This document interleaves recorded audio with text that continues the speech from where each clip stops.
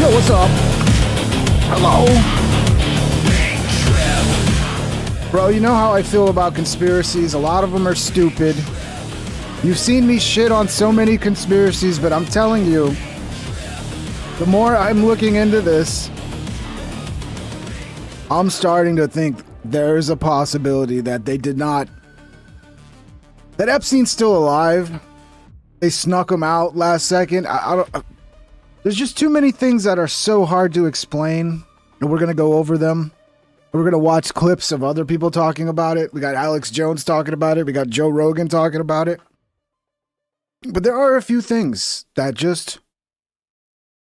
How do you explain it? How the hell do you explain it? Like, we'll jump right into it. By the way, how's everybody doing? Hope everybody's doing good. Smash the thumbs up. Let's get it going. 21. Love you guys. That's good already. It's a good start. Trying to get some push here, man, in the algorithm. It's like fucking pulling teeth, bro. So any help, sharing, liking, commenting, subscribing, super chatting, becoming a member, all that helps, and it's much appreciated.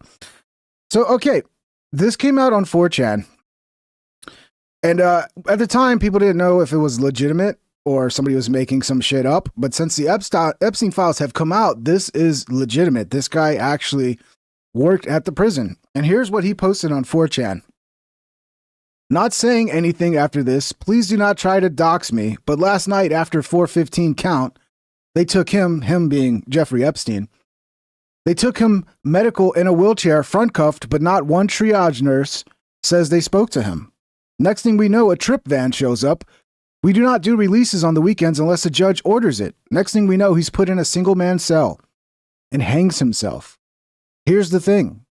The trip van did not sign in.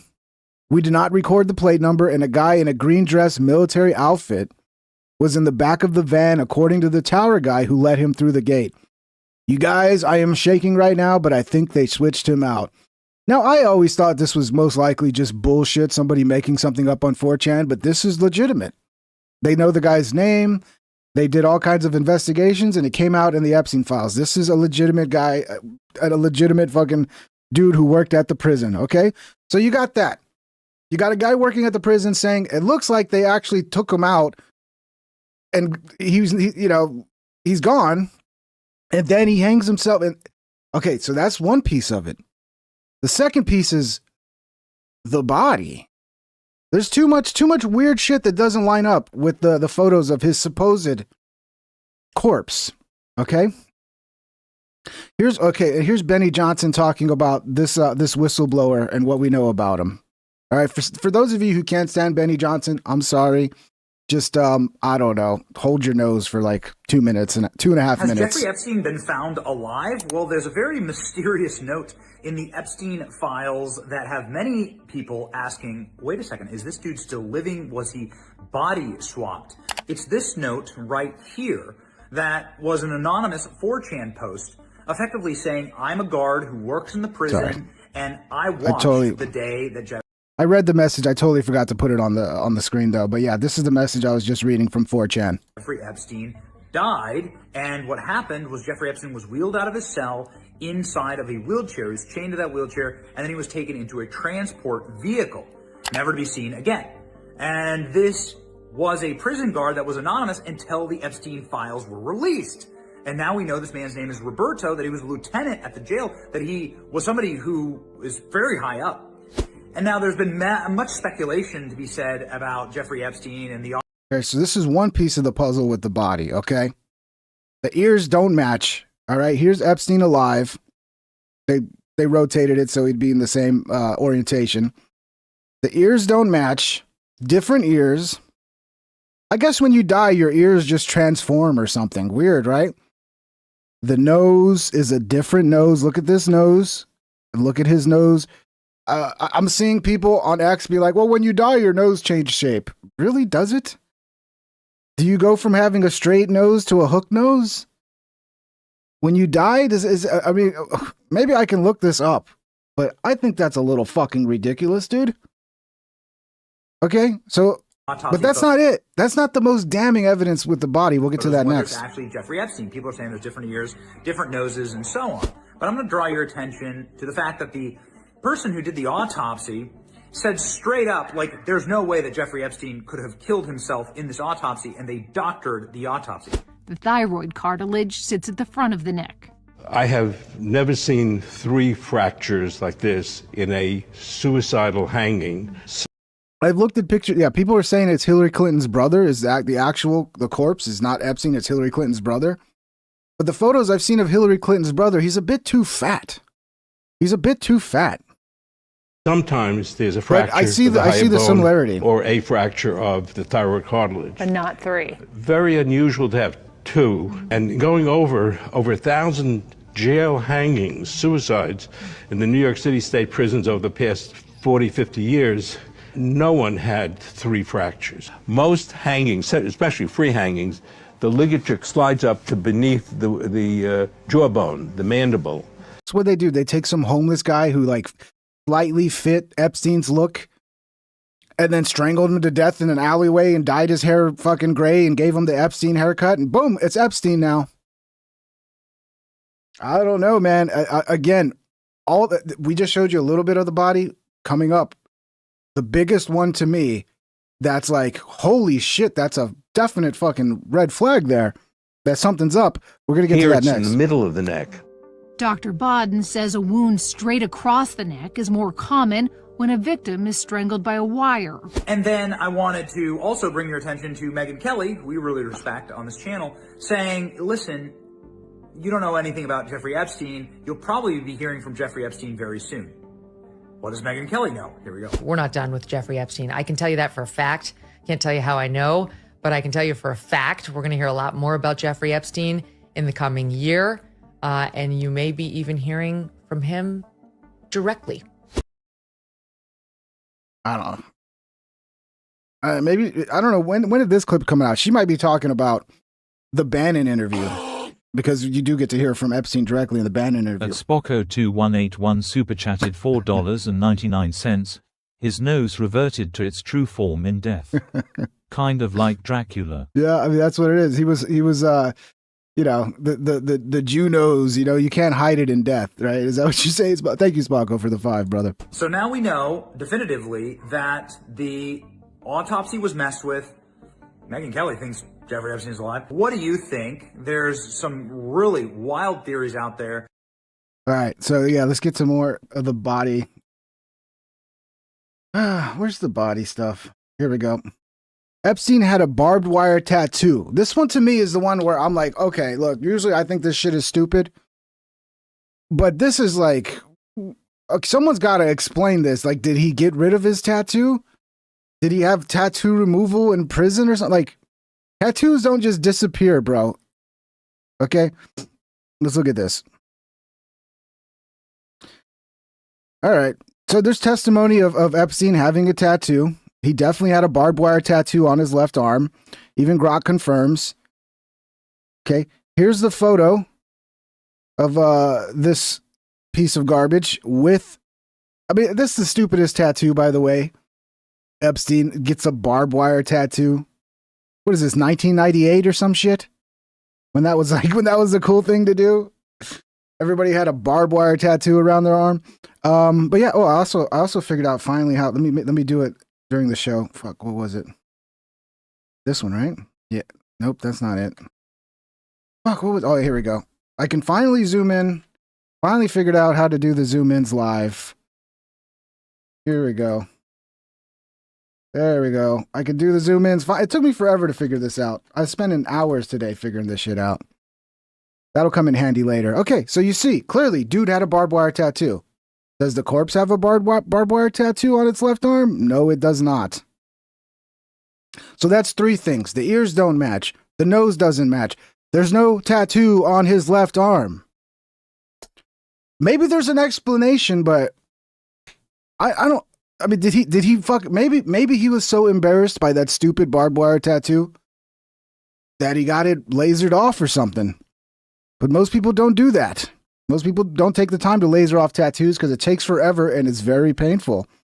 So unless somebody can prove between at some point before he died and this picture of him dead on the gurney came out that he had it lasered off, I mean, this is pretty convincing to me, bro.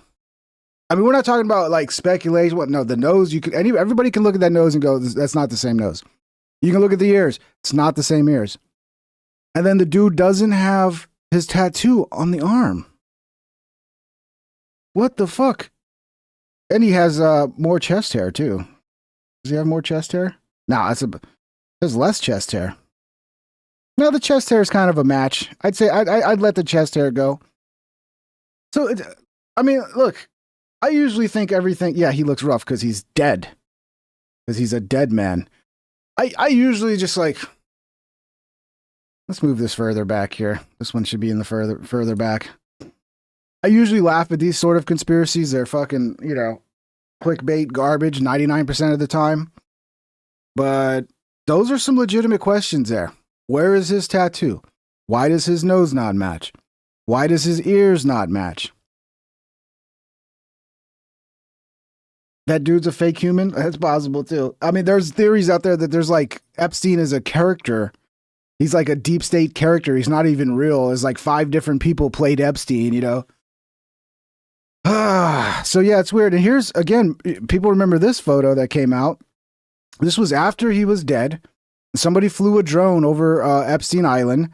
And there's this guy just sitting there chilling, looking an awful lot like Jeffrey Epstein. Unless they just found a Jeffrey Epstein lookalike, like, hey, you want to come to the island? You look like Epstein. Okay, so that's another piece of evidence that's a little strange, bro. That after Epstein's dead, there's just a dude hanging out on the island that looks exactly like Epstein. And this is where I think the footage came from right here. This drone footage. This is a dude flying his drone over the island after Epstein was dead. And that's the guy that looks like Epstein.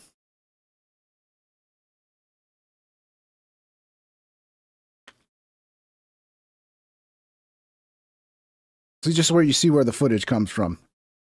Because he doesn't really zoom in and crop in. But, man, the more I look at Epstein's Island, it's just like, look, I mean, obviously terrible shit was going on there. But, dude, that looks like a fucking... I would love to have my own fucking island and the amount of money Epstein had, dude. I mean, come on. Like, the lives people live are unfathomable to us fucking lowly plebs, dude. Like, your own... I mean, it's insane. It's insane. So yeah, that's a zoomed in fucking after the fact they blew it up, and I mean it looks fucking like Epstein, dude. So that's another piece. Nose doesn't match, ears don't match, tattoo's no longer there. Dude that looks like Epstein at the island after he's supposed to be dead. I don't know. Maybe it's just all a bunch of bullshit. I don't know. Here's some more photos of his ear and his nose, so you can see the shape of his inner ear. That's all fucking different. Okay, that would be on its own. That'd be weird. But then you look at the nose. The nose goes from a straight rim nose to a little bit of a hook nose. Okay, I do understand people do die, and then they can like slightly look a little different. But to this level, that's insane. Let me ask Grok something real quick. Let's see. Let's see what Grok says. Is it normal for someone's nose to change shape and go from straight to hooked? I don't know any other way to explain it.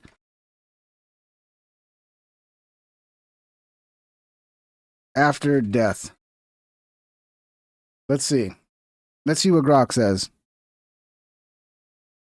No, it's not normal for someone's nose to dramatically change from perfectly straight to distinctly hooked purely as a direct result of death itself. So unless, I don't know, he doesn't look like he's got a broken nose. It doesn't look like there's any damage to the nose. You would think if that was like because they broke his nose, you would see like, it would be pretty obvious if he had a broken nose, I would think. The nose basic structure is determined by bone, upper part, and cartilage, lower part and tip. After death, several postmortem processes occur, but they do not typically cause a healthy straight nose to develop a pronounced hook. Okay? No more blood flowing changes a lot of that. Yeah, but it's a bone at the tip of your nose. It's a bone. Like right here, this is a bone. Like, what are you talking about? Like your bone's gonna drop? It's not like it's a sack of fluid. I mean, there is skin and cartilage, but mostly it's your bone that determines the shape of your nose, I would think. I don't know, dude. I think it's weird to be like, your nose is just going to change shape after you die. I don't know. And Grok doesn't agree with it. Here's what actually happens to the nose after death. Immediate early changes. First hour, skin loses elasticity. It may dry out slightly, especially in thin areas like the nose tip or ears. Cartilage itself doesn't collapse or reshape dramatically because it's relatively rigid and avascular. The nose often appears more prominent or sharper because surrounding tissues lose volume. So it would be the opposite, according to Grok. His nose would get sharper, not fucking limp-dicked. Unless I'm misunderstanding it here.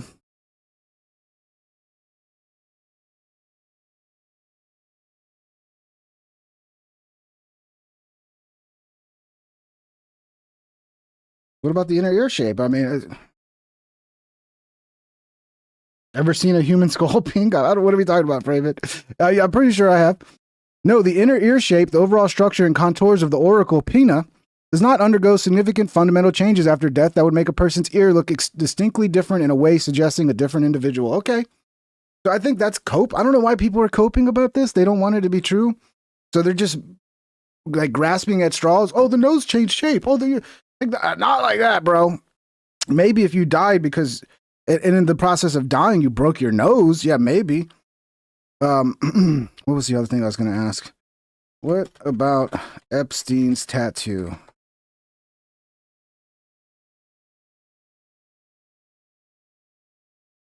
Did he ever get it removed? Let's see. No, Jeffrey Epstein did not have any known tattoos that he got removed. Reliable records, including official autopsy reports, investigations, indicate he had no tattoos at all. Okay, well, which one is it then? Official records and well, they might be going off the according to the autopsy. There's no tattoos.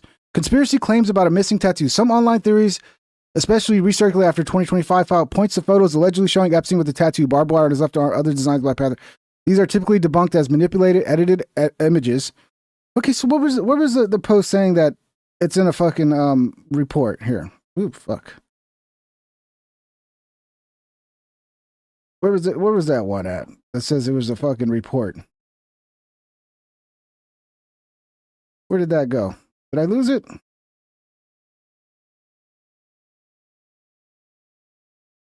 Did I lose it? Here, I got it in my bookmarks. Go back into my bookmarks. Because I thought that it was proven. It was in a court case documented that he had. Oh, wrong one. Wrong one. Where's my bookmarks? Here we go. I'm looking fucking all the wrong shit. Where is the one with the tattoo? Do.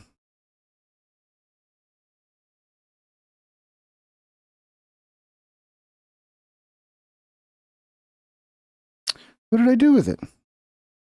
Did I lose it? What the fuck? I could have sworn I had just looked at it not 2 seconds ago. Here we go, yeah. Grok, yes, in a 2017 deposition related to victim Courtney Wild, Epstein confirmed under oath. Question, okay, the tattoo on your left arm of a barbed wire. Answer, yes. Question, okay, when did you get that? Answer, I was probably 18 when I got that.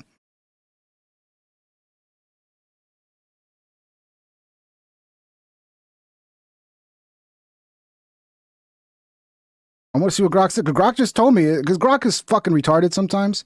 And I think he's just going off the autopsy and saying, but the autopsy said no tattoos. But then you have to explain why he. Let's see what Grok says. Come on, Grok.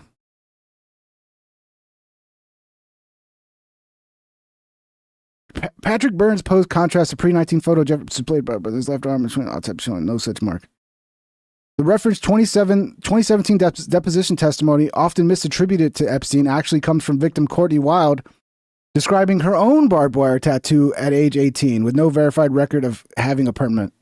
Okay, maybe this one's bullshit. It's related to victim court. Epstein confirmed under oath. Question. Okay. All right, this one's going to need some digging because if Grok could be right, it could be bullshit. But also Grok is wrong all the fucking time. all the fucking time. So let's see that's my point, not your point. The officer reports photos don't show the tattoo, but we know from an earlier deposition, perhaps a photograph, that he in fact had that tattoo. Epstein email regarding tattoo removal. I am not a robot, DOJ. And yes, I'm of age. Can we do this? Let's see. Leslie Groff, 2010. I've done some research on tattoo removal options for Jeffrey as he had requested when he was here a few days ago. I found what I think to be some of the top options here in Manhattan. I've included contact information for you. Maybe he got it removed, bro.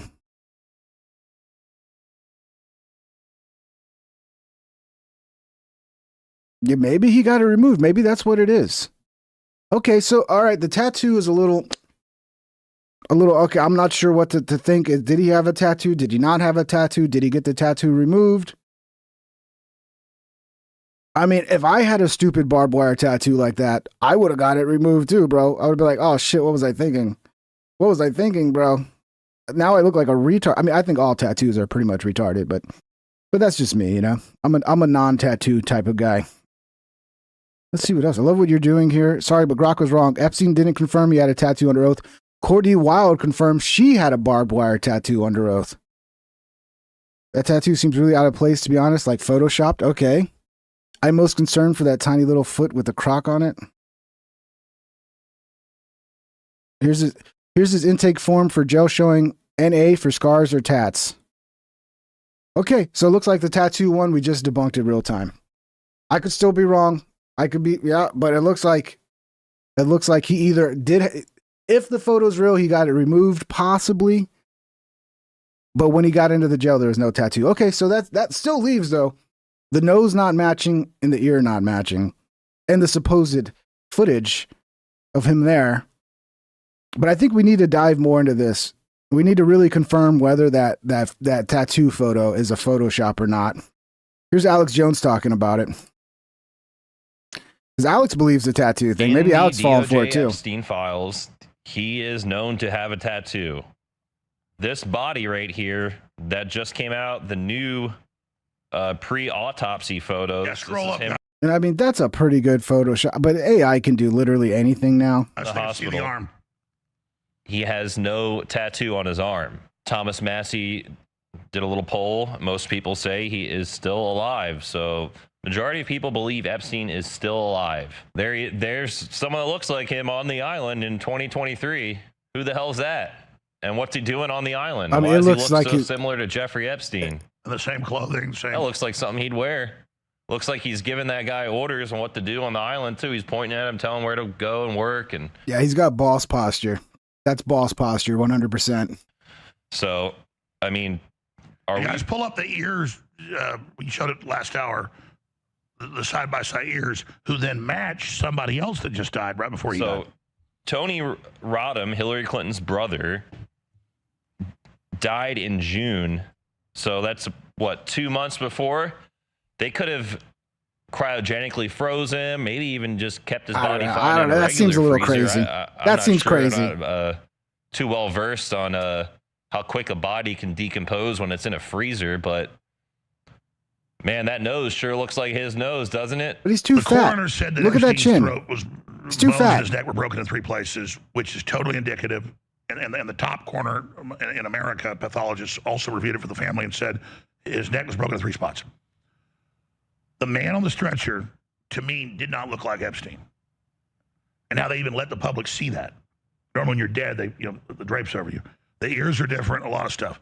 But hiding in plain view, there's no barbed wire tattoo on the arm that's visible, and that's the arm that he had a tattoo. I'll be honest, I think we just debunked the barbed wire tattoo thing in real time. I could be wrong, but I think we did just debunk that. Tattoo on. In all his photos, in the DOJ file. And now we found someone that died right before that looks just like Epstein, that they believe they switched the body out. You even got Congress looking at this now. So he could still be alive, folks. This is unraveling so fast. This is, oh my God, that is Hillary's brother. I don't know, dude. Yeah, we're going to see some we're going to probably, see some graphic autopsy photos, so heads up.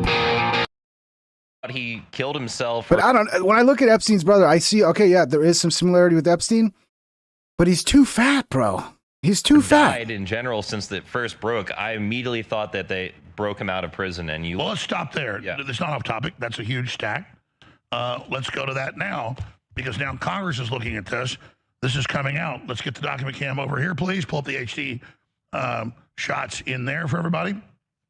And let's start talking about We got this. the documents. And let's pull out a little bit there. There we go. That's nice. That's off our printer, but let's pull up the HD of all this. He has this tattoo here, but when he's dead outside the federal facility 5 years ago in D.C. or in New York, we don't see the tattoo. And then now we have somebody that looks just like him that's related to Hillary Rodham Clinton, who died right before this, who matches with the ears. Redonk super chatted $5. What's up, brother? If Jeff is still alive and faked his death, I will give you $5. Also, you can't type EP Steen without YouTube not letting you super chat. Bro, it's so fucking ridiculous, dude. I'm getting so sick of YouTube. One of these days, I'm gonna have a conversation with old YouTube. I mean, why the fuck, like, you can't mention Epstein? Why would you not be able to mention Epstein? It almost makes you think that there's a giant conspiracy meant to cover this up. YouTube, get your shit together, okay? And share the fucking show, please. The rest of it, let's go. Thank over you, now. Redonk. You rock, brother. So in the DOJ Epstein files, he is known to have a tattoo. This body right here that just came out, the new pre-autopsy photos. Yeah, scroll up, him in guys. the So you can see the hospital. arm. He has no tattoo on his arm, and I don't see a scar there that shows that it was removed. And his face, I mean, I know he allegedly hung Well, himself. let's just start over. You never believed from the start. You can see Yeah, I never really believed that he killed himself. I don't believe it. I'm not 100% that he's alive. I mean, there is some questions there when there's so many weird things. But I don't think I definitely don't think.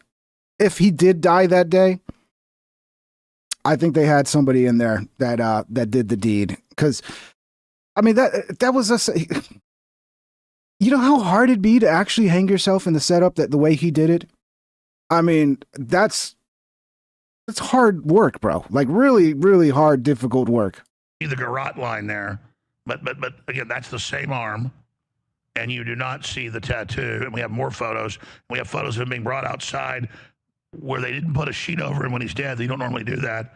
And that famous photo. So to walk through this, what people are saying is that he's alive. Yes. So Thomas Massey is on it. He says, here's a pic of his tattoo in the Epstein files, replying to Patrick Byrne, who Patrick Byrne called this out. Thomas Massey did a little poll. Most people say he is still alive. So majority of people believe Epstein is still alive. It's not that someone else killed him or did he kill himself? No, he didn't die. There's video of someone that looks like him with the drone that was flown over his island in 2023, and there's a man that looks just like him hopping out of a ATV and looks like he's still alive and is back on his island. So who knows where he is right now, but I don't think he's dead. But And regardless, he had this tattoo and all these photos and stuff on record. He doesn't.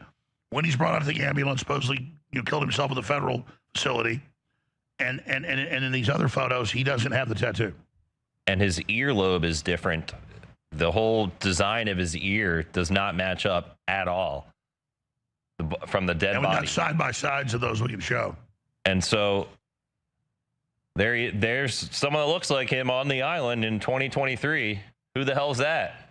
And what's he doing on the island? And why does he look so similar to Jeffrey Epstein? And the same clothing, same. That looks like something he'd wear. Looks like he's giving that guy orders on what to do on the island too. He's pointing at him, telling him where to go and work. And so, I mean, are You we? guys pull up the ears. I mean, what is the odds that after Epstein's dead, you just happen to have somebody that looks exactly like Epstein on the island? What's the odds of that? You showed it last hour. I mean, unless it's bullshit, unless it's a drone shot from, when Epstein was still alive and they're lying about when it was taken, but that shit came out in 2023. The After he was side-by-side ears, dead. who then matched somebody else that just died right before he died. So, Tony Rodham, Hillary Clinton's brother, died in June. So that's 2 months before, they could have. I mean, the nose is a match. I can't tell with the ears, but what I can't get past is he's so much fatter than Epstein. That he's got a chin, he's got a double chin. Epstein doesn't have that. Cryogenic. So unless they he lost a bunch of weight before he died, or they did a liposuction on his face or something. I don't know. They froze him, maybe even just kept But I do see the similarity in the look. body fine in a regular freezer. I'm not sure. I'm not too well versed on how quick a body can decompose when it's in a freezer, but man, that nose sure looks like his nose, doesn't it? Look at that ear. And we're supposed to believe that he's dead. I mean, The corpse did look fatter, but isn't that a little normal? I've heard the early stages of death, you'll actually look skinnier, but then as rigor mortis and all that kicks in, you'll start to look fatter. this is insane. And obviously, And there's other shots with supposedly Epstein on the stretcher next to other. And if you look, yeah.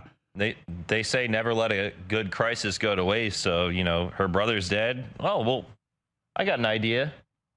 He looks a little bit like Jeffy. We'll And we put know him the on CIA's ice. experts at fake mask. I wish they would stop drawing over the ear but this shows it. Like, the inner ear is just not the same, dude. It's not the same. Like, that alone right there, it's like, okay, how the fuck is the ear different? How the fuck is the nose different? That just doesn't happen. You could take 100 pictures of my ear, it's going to look exactly the same. Unless you get somebody that looks a little bit like me, who has a different ear, but otherwise looks like me, then my ear will change. I don't know, man.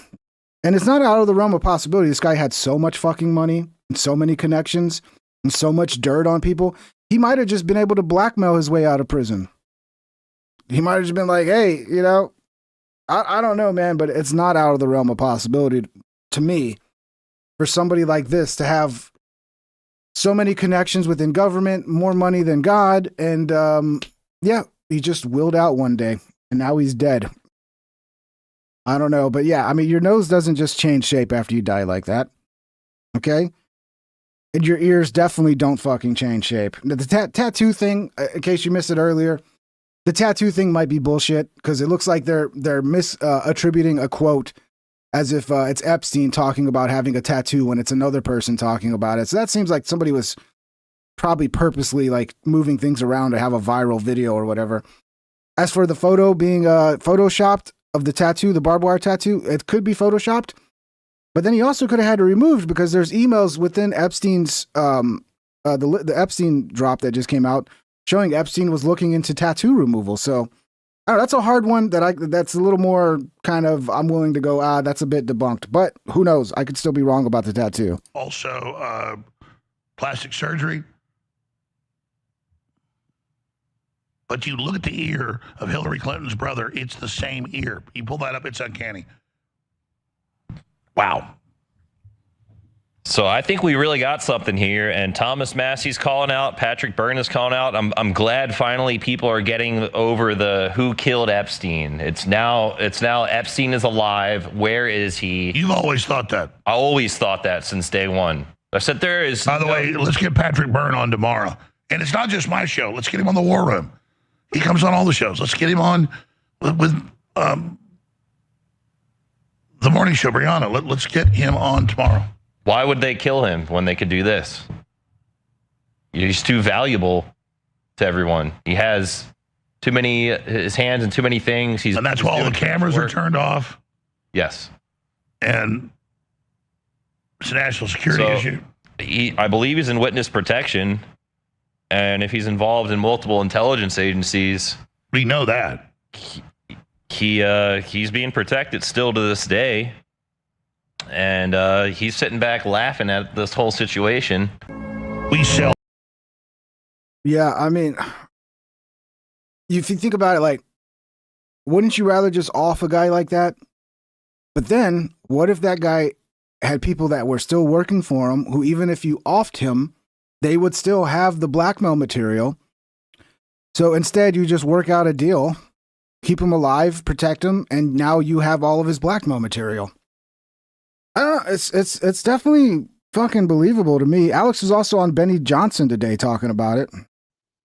Some of the most horrible comments and stories and emails about rape and torture and murder exist inside of these documents. Some of the most powerful people on earth. There's some creepy shit. And I got this later in the show, but there's some creepy shit in those files that we'll go over as well. You'll have to wonder, like, what really did happen to Jeffrey Epstein in that jail cell. And there's one very interesting series of DOJ documents that show the investigation and charging of one of the lieutenants that was working at the prison the night that Jeffrey Epstein died. And he said that Jeffrey Epstein was wheeled out in a medical wheelchair and that he was handcuffed to the wheelchair, taken to a transfer van, and nobody ever saw Jeffrey Epstein again. And he thinks they switched him. What do you think about that, Alex? I think there's a very good chance Epstein's still alive. I mean, I don't know, but we're being completely lied to. Yeah, witness protection type stuff. He was a major CIA spy working directly for Bill Barr and his father. I mean, Bill Barr was a young man running Iran-Contra and then Attorney General twice. And we now know from documents that came out that he was with Fannie Willis in Georgia getting the indictments ready before the election in 2024. So, yeah, no, I mean, I'm not saying Epstein's still alive, but I wouldn't be surprised. I don't believe any of this. And it's because Epstein, and people say, oh, you're covering for Israel. No, I go where the truth is. More than anything, he was CIA. And now you have the... Another thing I forgot to mention, his bank account was still sending millions of dollars and shit after he was dead. So that's a little suspicious. I mean, that's not proof he's alive, but it is a little weird when dead man's bank account is still active. Money's still going in and out of it. King Charles's brother now has been detained by the police. He'll be brought in for police custody. I mean, the rats are leaving the sinking ship right now. I mean, this is historic. It's very, very dangerous. And I'm not saying we're out of the woods yet, but for God's sakes, Trump saying 3 days ago or 2 days ago, oh, I'm exonerated. Oh, yeah, because they lied to him and said, sir, there's a bunch of lies about you. And plus we can't prove it. So he's like, okay, you know what? No, Trump, this is your victory. This is your Excalibur, but you've got to execute it. And it's yours to lose. Just cry havoc, let loose the dogs of war, to quote Shakespeare. Now is the time that people want truth. We need the truth. It's already devastating. It's not going away. I mean, Epstein went from being a 10, like a Spinal Tap, to an 11 to 100. I mean, it is now just, this is never stopping. It's never going away. And it's emblematic of the collapse of the old power structure where we are right now. So lead, follow, get out of the way. Trump's already the leader. He's totally innocent. Just come out and lead us on a crusade against the satanic pedophiles, the Islamicists, the leftists, the communists, the globalists, the EU, the Chi-Coms, and Trump.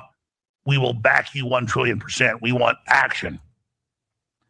Talk about Barack Obama, the Clintons, Bill Gates, a lot of Americans, the McCain. Yeah, so they talk about it a little bit. We won't go through too much more. Here's another guy. See what he has to say about it. He's saying Jeffrey Epstein is alive. 100%. Epstein's death was first reported on 4chan. 38 minutes before any news outlet could break the story of Jeffrey Epstein dying in a prison cell, a poster on 4chan revealed it. Their identity remains unknown to this day, but police suspect it may have been someone at the hospital in New York where Epstein was taken. Don't ask me how I know, but Epstein died an hour ago from hanging. Cardiac arrest. Screenshot this. 50 in the field. PT transported to Lower Manhattan ER and worked for 20 minutes and called hospital administrator, was alerted, preparing statements. Not saying anything after this. Please do not try to dox me, but last night after 40415 count, they took him medical in a wheelchair, front cuffed, but not one. Yeah, this is the one we already went over. We'll skip this one. And post revealed in the court documents of the U.S. versus Ghislaine Maxwell. That is weird. Somebody posted on 4chan. So like 4chan was the first people to break it. So yeah, this shit happens a lot though, right? You just need like one 4chaner to have some inside knowledge, and then they break it before everybody Here's else. another claim inside of the Epstein files that was quite interesting. A guard claimed that Epstein was smuggled out before his death. A lot of people have said the dead body that... I mean, that is crazy. I mean, this is a guard. This is not somebody speculating. This is a guard who witnessed what he believes is Epstein being smuggled out before the death. I mean, I don't know, man. This is one of the more believable conspiracies I've ran into in a long time, okay? I'm starting to think this needs to be looked into. we saw, which by the way, it's weird we even saw a dead body. You know, they leaked I wonder if Trump knows. Trump's like, yeah, actually, he's still alive. We got to protect him. He's got all the files. Picture of Epstein after he was found dead. When else do you see that? I mean, we don't really ever see that. So it's almost like they wanted us to see it. So maybe there's more legitimacy to this claim than not, because we do have a picture of Epstein. And then people were pointing out, yet that doesn't look like Epstein. And I'll show you those photos. But this individual anonymously posted on 4chan the morning of Epstein's death, August 10th, 2019, claiming he witnessed weird happenings at the prison before Epstein's death had been identified. And now he's been identified in the Epstein files. It turned This guy needs to come out and talk. Like, everybody knows who he is. The guy, Roberto Grijalva. We all know who you are, bro. Come out, do a podcast, bro. Go on Rogan, bro. Tell your story on Rogan. Turns out that this guard is Roberto Grijalva. He's an officer at the Metropolitan Correctional Center in New York. He has been identified as the anonymous prison employee who posted on 4chan claiming Epstein left his cell Friday evening shackled in a medical wheelchair, while at the same time an unauthorized trip van arrived at the prison, which he believed took Epstein away the night before news broke of his death. He was claiming, I saw the guy. They took him out of here. Weird things were going on. I mean, nobody really believed this guy, but let's just go ahead and look at the picture that leaked. And when we saw this, people were like, oh, yep, he's dead. There he is. But then people pointed out, that doesn't even look like him. And here's a side-by-side. Now, this is a picture of Jeffrey Epstein alive that's been turned sideways, but you can see here the nose. People are pointing out that the nose shapes are different. One nose goes down, the dead guy's nose goes down, and Epstein's nose is straight and doesn't curve down. The nostrils are different. Many people pointed to the ears being different. Just the shape of the ears are different. And now that we know who this guard is, you know, this anonymous posting, and now that this has come out in the Epstein files of who it is, I don't know, do you put more believability into it? I want to talk to the fucking guard who saw that shit. I want to ask him, like, are you 100% sure you saw that? I'm surprised he's still alive. Watch this guard. We're going to find out. Oh, he died. Yeah, he was driving down the road, and then all of a sudden he accelerated to 200 miles an hour straight into a tree. And didn't even hit the brakes. Oh, poor guy. Poor guy. Here's Rogan talking about it. This whole thing's all bullshit now. Rogan and Theo. This whole thing's all bullshit now. It's all BS. Well, it's fun. Do you think he's alive? You think? By the way, I might be doing a Theo. Well, I am working on a cut of a Theo and Tucker. That should come out some point. I got permission and everything. Because I told you, I'm getting permission nowadays because everything gets so fucking weird when you don't have permission. But yeah, look for that one. Should be fun. Epstein's alive? I do not think so. You don't? No, I think they killed him. If I had to guess. There's too much circumstantial evidence that leads me to believe that it was an assassination. You know, I know a lot of people think that he committed suicide. A lot of very smart people that I know think he committed suicide. I'm like, there's too many convenient things. The cut wires, the security cameras, rather, not working. They weren't cut, right? They just stopped. They didn't function. Security cameras didn't function. Yeah. The fact that he had shared a cell with this giant fucking former cop. I don't even know if I believe that the security cameras weren't functioning. I think that's just a cover-up because they don't want to give the footage because then the footage will blow their cover. Because it's, dude, like, if you're running a prison, and because I remember the story was like, it was like out for more than a week apparently, and they hired somebody, and dude, if you have a camera go out in a prison, like, most prisons would have that fixed immediately. I don't even know if I buy that the cameras actually malfunctioned, and that's not just a cover story for why they don't want to release anything. Who was a murderer, who had killed multiple people, just giant roided up cop. Like, this is a cellmate. Like, if you wanted to get somebody, hey, look, bro, extra Twinkies, take this guy out. Like, It wouldn't be hard. He's already killed a bunch of people. He was a drug dealer. Do you ever It's like see the when guy? Do you ever see the guy who was his cellmate? No, but it's like It's kind of hilarious. It's like when you're a freshman in college and they just put you with somebody you know. Bro, if you wanted to get someone killed, you have a high profile witness, okay? High profile witness in the craziest sex trafficking conspiracy of all time. Yeah. Where a guy who may or may not have been an intelligence asset or an intelligence agent or whatever the fuck he was for whatever country, this guy he's arrested for sex trafficking to elites, and then you put him in jail. Oh my God. With that guy. I thought that was the guy that fought Mike Tyson. Remember that dude who read that poem? Bro, you Remember put him him in jail with that guy. All you have to do is get that guy cigarettes and steroids. You tell him, I got you Marlboro Reds and Tren. I got you testosterone replacement for life, even though you're going to still be... Joe's such a fucking meathead. That's the way he thinks. Like, yeah, just give him steroids, bro.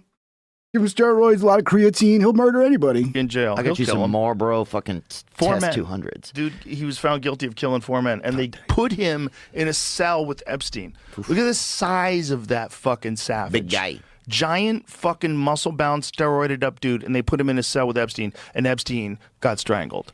Yeah, but he wasn't. Supposedly, Epstein was in the cell by himself when he got strangled. So I think Joe believes that that's bullshit. That he was in. That they put that crazy fuck with him, and that crazy fuck took him out. But either way, it doesn't make sense. The official story, because he was supposed to be on suicide watch. You're not supposed to be alone in a cell when you're on suicide watch. You're not supposed to have 20 fucking sheets. I mean, if you look at the photo of the scene afterwards, those orange sheets, it's like he has like every fucking orange sheet in the prison building, like in his one cell. So he's on prison watch, not supposed to be by himself, not supposed to have sheets like that. It's there's so much shit that doesn't add up. And you could say, yeah, they're just incompetent. They weren't doing their job. Well, I don't know. When you add that in with every fucking thing else, the cameras going out, the prison guard saying they fucking took him out the day before. He left in a fucking unmarked van that didn't even sign in. It was like a ghost van that came and picked him up and left. With the nose not matching up, the ears not matching up. There's too much here. This can't just be ignored and glossed over. Well, Epstein might have been not Sherlock Holmes. But I think there might be a connection there. Epstein was probably trying to slurp him. I bet that dude was such a pervert, dude. Well, if he didn't kill him, then somebody killed him. I bet he was such a pervert. I think somebody killed him. Retired Westchester cop charged with killing 4 in cocaine deal after bodies dug up on his property. Bro, he buried them in his backyard. Yeah. That's a crazy motherfucker. Or that's a good gardener, dude. That guy's fucking composting. What are you even talking about? That's true. It's a better way to deal with. They're already dead. What are you going to do? Let them go to waste or bring them back to Mother Earth? I think Joe's discounting the idea that the possibility that he's still alive and they actually got him out of there and faked his death. Because how do you explain the nose and ear not being the same? How do you explain that? You can try and be like, yo, when you die, the nose changes and the ear changes. Not like that. Not like that. Not unless, you took a shot to the nose and it's broken. And I mean, if you break your nose, yeah, you could change the shape of your nose. But it does not look like he has any damage to his nose. Leftovers. That guy's Italian, dude. They love leftovers. How deep you think he dug it? I bet he was pretty lazy. That guy's pretty jacked. I don't know. I bet he got tired, though. They don't have good cardio. You're right. It's a lot of cardio involved in digging. 2 feet. How many bodies? 4 bodies? Bro, 4 bodies is 4 6-foot graves? Do you think he did a mass grave all on top of each other, or do you think he was respectful and made 4 individual holes? No, most killers will just chop the body up into pieces and then just chunk it in a hole and call it a day. That's usually what they do, I bet it was more like, when you open up a box of chocolates like that, kind of. I don't think it was like a deep or whatever. Like, you know what I'm saying? It was like a... Yeah. Or a 4-pack of cannolis or whatever. Right there. Yeah. Right. Yeah. Joe and Theo are always fun to watch. What else we got here? Here's some of the weird shit that's coming out. Because, there's 3 million files. Shit is being discovered every day. Here's an email to Jeffrey. I'm not sure what the context is. That's the problem with a lot of these is we don't know the context. So it's easy to have like, to theorize like the worst context possible. But here's someone emailing Jeffrey, what do you think I should do? And his response, make sure you take some form of antibiotic for the pussy. Cleosin or some such, you've had many dicks in just a few weeks. I don't know if this is a joke, if they're joking. I mean, or if like this is, and then it's blacked out. Maybe this is one of his victims who like he was trafficking and she was being trafficked a lot, and I don't know, man. But I mean, or this could just be a joke with some chick that he's, he knows is a whore who's like talking about her whore life, and I don't know. That's the problem with these is you don't have the full context. But it does look bad. It looks like this could possibly be a trafficking victim who had been passed around to a lot of different men. Well, look at and then he's got his typical formatting, the weird formatting. Let me just read this again. Make sure you take some form of antibiotic for the pussy. Cleosin or some such, you've had many dicks in just a few weeks. Yeah, a lot of weird shit in these files. Here's another one. Thank you for a fun night. Your littlest girl was a little naughty. Okay. People are going to obviously jump to pedophilia. Okay. That's possible. That's possible. This could be some pedophilia shit. But also, sometimes men and women talk this way to each other when they're fucking. Call it creepy, call it whatever you want. It could be somebody. Could be a fucking. I mean, there are whores out there. I don't know if you guys know this, but there are whores out there who probably, even everything we know about Epstein now, if he was still alive and still worth billions of dollars, plenty of women would still be willing to fuck him. So it's possible. There's a lot of possibilities for the context with this, I'll be honest, but it looks really bad when it's in a Jeffrey Epstein email. But yeah, I would definitely, here's the thing. This is redacted. Are we going to assume it's a victim? Or is this a perpetrator? Did the FBI follow up with this person to confirm there was no fucking weird shit going on with kids here? Because if the FBI didn't follow this up, or whoever's investigating this, they failed to do their job completely. Melinda Gates is responding because remember all the shit that's coming out about Bill Gates, where he got an STD from allegedly, according to Epstein, got an STD from a Russian prostitute, and then allegedly gave it to his wife Melinda, and then allegedly tried to sneak some antibiotics, try to like spike her food or drinks with antibiotics so she would never notice that she got an STD. Well, she responded to it. The emails in the files suggest that Bill Gates had additional affairs. Is that Melinda Gates? She is looking rough, bro. Poor thing. I think this poor woman's been put through so much shit, dude. I'll be honest, in my humble opinion, Bill Gates is a disgusting human being. And I imagine the amount of shit this poor woman was put through by that piece of shit, allegedly, in my humble opinion, I feel bad for her.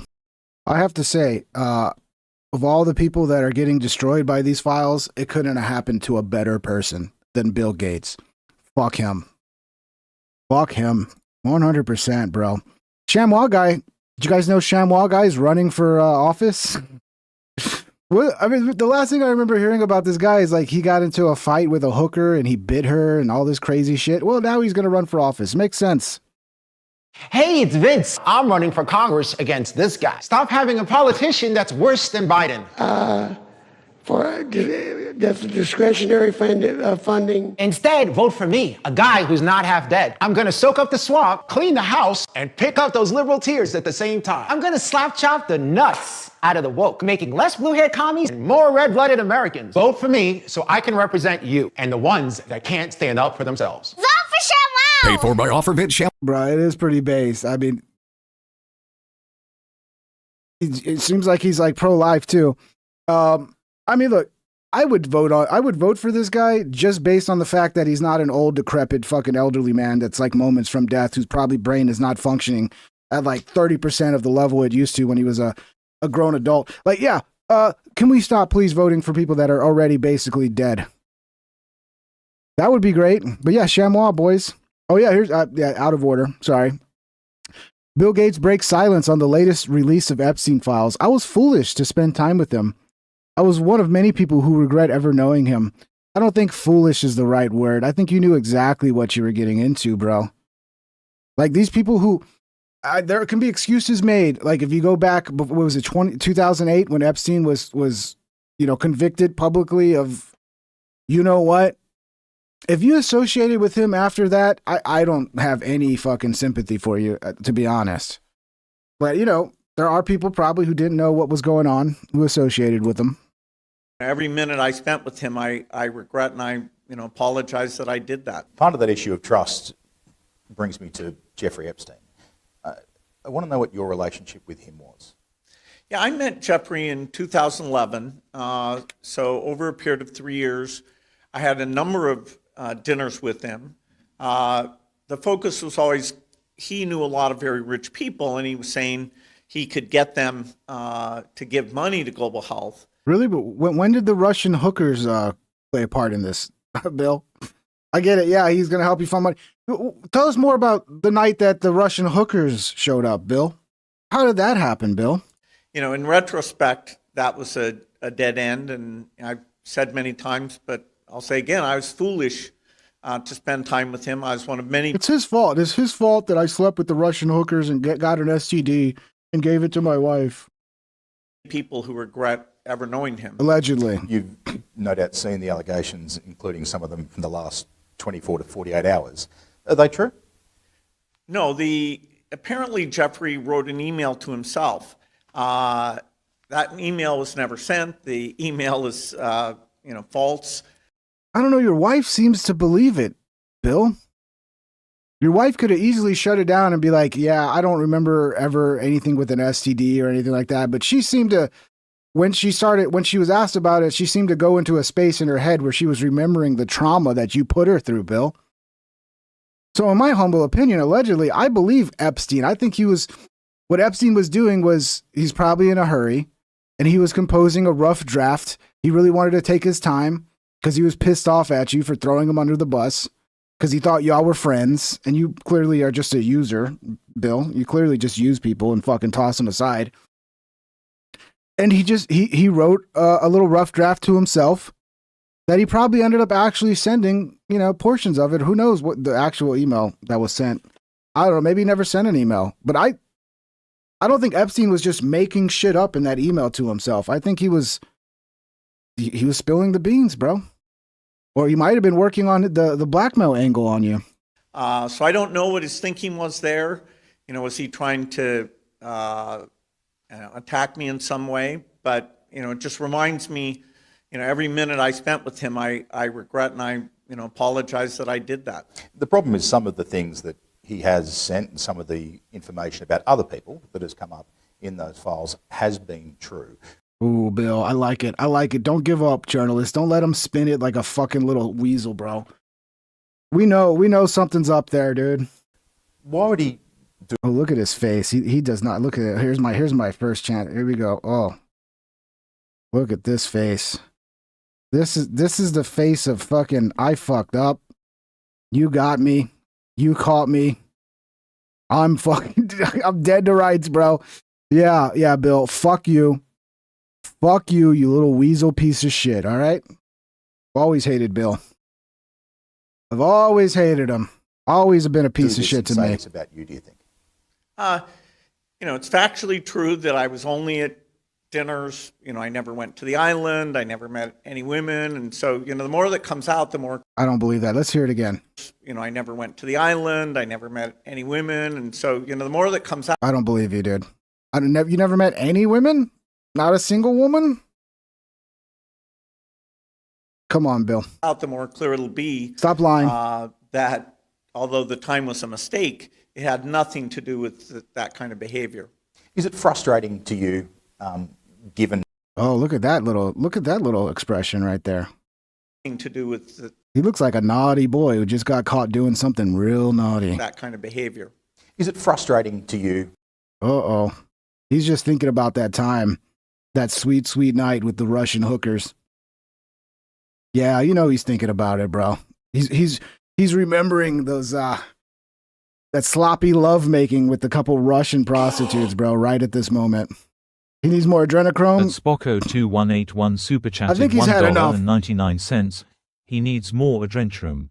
I think he's had enough, Spocko. Thank you, bro.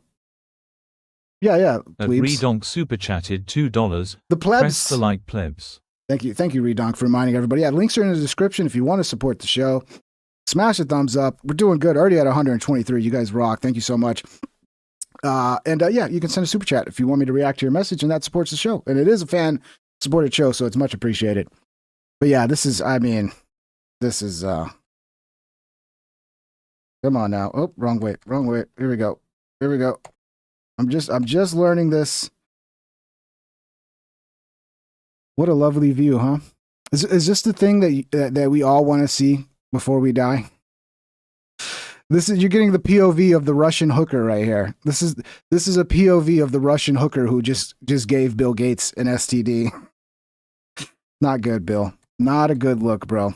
Not a good look. Given what you've said, that this is now happening.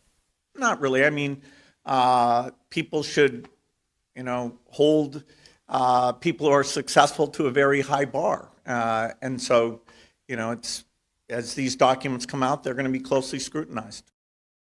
Yeah. Bill, I think you're fucked, bro. I don't think anybody's going to believe what you just said there. Nobody's going to believe it. We got some more shit from the Tyler Robinson trial. This one's pretty interesting. I kind of like this guy. He's not falling for the defense attorney's bullshit. But yeah, it's a real slow drip with this trial right now. I think it's going to be like next month or something before we get. It's a real slow drip. I'm going to try to cover it. I'm going to try to do live streams when these trials go live, especially the one where they start presenting the evidence. I really want to see what evidence the state's sitting on. Good afternoon. My name is Kathy Nestor. I represent Mr. Robinson, Agent Hall. You certainly seem familiar with a lot of the evidence here. Is it fair to say you're one of the key case agents in this matter? That's correct. All right. And as one of the case agents in this matter, certainly it's up to you to look at every piece of evidence that could be important in this case. Is that right? That's correct. At Spocko2181 super chatted $4.99. Looks like the picture of Dorian Gray. Are you talking about the Bill Gates with his tongue out, Spocko? Yeah, I don't get the reference to Dorian Gray, bro. Sorry. I don't get the reference. Maybe I should. Correct. And as a matter of fact, if I understood your testimony correctly, you said that you guys put posters up asking students, if you have videos, please give them to us. Is that right? I believe that the posters were asking if anybody wanted to provide a statement to us, that they would be encouraged to. The picture of Dorian Gray is Oscar Wilde's only novel, a gothic and philosophical tale about a young man who sells his soul for eternal youth. Do so. Okay. So you encouraged all the kids that were there and other people to come forward and give you a statement, did you not? I did not personally, no. Your posters did. The posters did, correct. Okay. And you also put out a request for videos, if anybody had videos, to present them to you. Did you not? We asked if anybody had any information that would help us with our investigation, if they'd be willing to provide it to us. That's correct. And it doesn't sound like you screened it. You were so like, if you have it, bring it to us, right? I'm not sure what the question is. You didn't screen for, well, we'll take your evidence, but we're not interested in your evidence. You took any evidence that came at you, right? I guess the answer would be yes, because I can't screen it until I have it. Exactly. Dude, this woman is stupid as fuck, bro. Like, she's making, I don't know. Look, God bless women, but this is not a good sign for Tyler Robinson if this dumb lady is representing him, because this is stupid. This is stupid. Yeah, they ask for evidence from anybody and they take it all, and then they sort through the evidence and figure out what actually is useful and what's not useful. What's the fucking point here, dude? They're trying to get the actual footage of Charlie Kirk getting murdered that we've all seen on the internet. The defense is trying to get that blocked for some reason. They don't want that played in court. It's weird. Exactly. Okay. Exactly. I just watched that again. Take your evidence, but we're not interested in your evidence. You took any evidence that came at you, right? I guess the answer would be yes, because I can't screen it until I have it. Exactly. Okay. She acts like she just won like some sort of fucking point. It is like you've just wasted all of our time. Thank you very much. This was completely pointless, and you have done nothing to help your client. I don't know. I haven't seen this whole thing. Here's 8 minutes. Explosive testimony from a lead investigator in the Charlie Kirk murder investigation. Lots of evidence discussed. Okay, 8 minutes. Let's check this out. Were you able to determine the direction from which the bullet? I don't like to watch reactions of reactions, but this is where I found this clip. How you doing, Andrea Burkhart? Yeah, I was once in love with a woman named Andrea. But yeah, I'm just saying, I don't know. I just reminded me of my high school crush. She was a bit crazy, but God bless her. God bless her. And in this Exhibit 5, where would that direction have been? Essentially from straight in front of Mr. Kirk. Okay. And which side of Mr. Kirk's body did the bullet strike him? It would have been his left. All right. All right, and finally, Exhibit number 3. Oh, did I move? I moved the admission of Exhibit number 5. And she turned the volume down. Let me pick it back up. Avoiding the defense objections by not putting the video in, just the screenshots from the video. Clever. I have Exhibit number 3 up in front of you. Do you recognize that? Yes, that's a university or a Utah Valley University video of the kind of the breezeway area that I previously described. And Exhibit number 3 is a screenshot from that video. Is that right? Yes, that's correct. And will you describe what plaintiff's exhibit, well, the video itself actually shows? Yes. If we were to play this video, this shows also the time that Mr. Kirk was impacted by the projectile. It's so crazy that they don't want them to show the footage. Like the most impactful evidence, the actual video of the murder taking place. No, we don't show that. We want to strike that. What the fuck, bro? And I guess it's going to be hard for the jury to like see that and then not like, I don't know, want to say guilty. I don't know. I don't know. It shows the activity that occurs behind the stage area and the movement of people. Yes, it's low because this Andrea lady turned down the volume all of a sudden. I have my volume on my computer all the way up. This is as high as it goes. Prior to, during, and then after the incident. On both sides of the breezeway where the barriers are, the crowd actually break through the barrier in an effort to escape the area. Does this video show others that may have been exposed to risk if that bullet would have missed Mr. Kirk? I believe so, yes. Any of those prosecutors? We're giving this a chance. Was a search warrant on the defendant's house executed in this case? It was, yes, down in St. George. And was evidence obtained? All right, I'm adding extra filters to pick up the volume, so this is always a little risky because then other shit might come in super loud, but you guys are complaining, so okay, add in the gain filters. Let's have fun.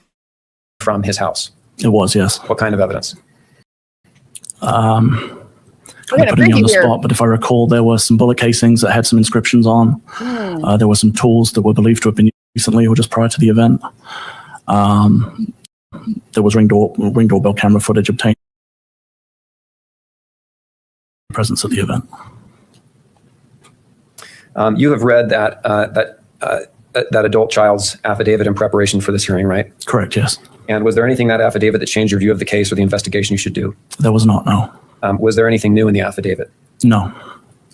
You're here for her testimony today, correct? Correct, I was. Same questions. Anything new in that testimony? No additional information.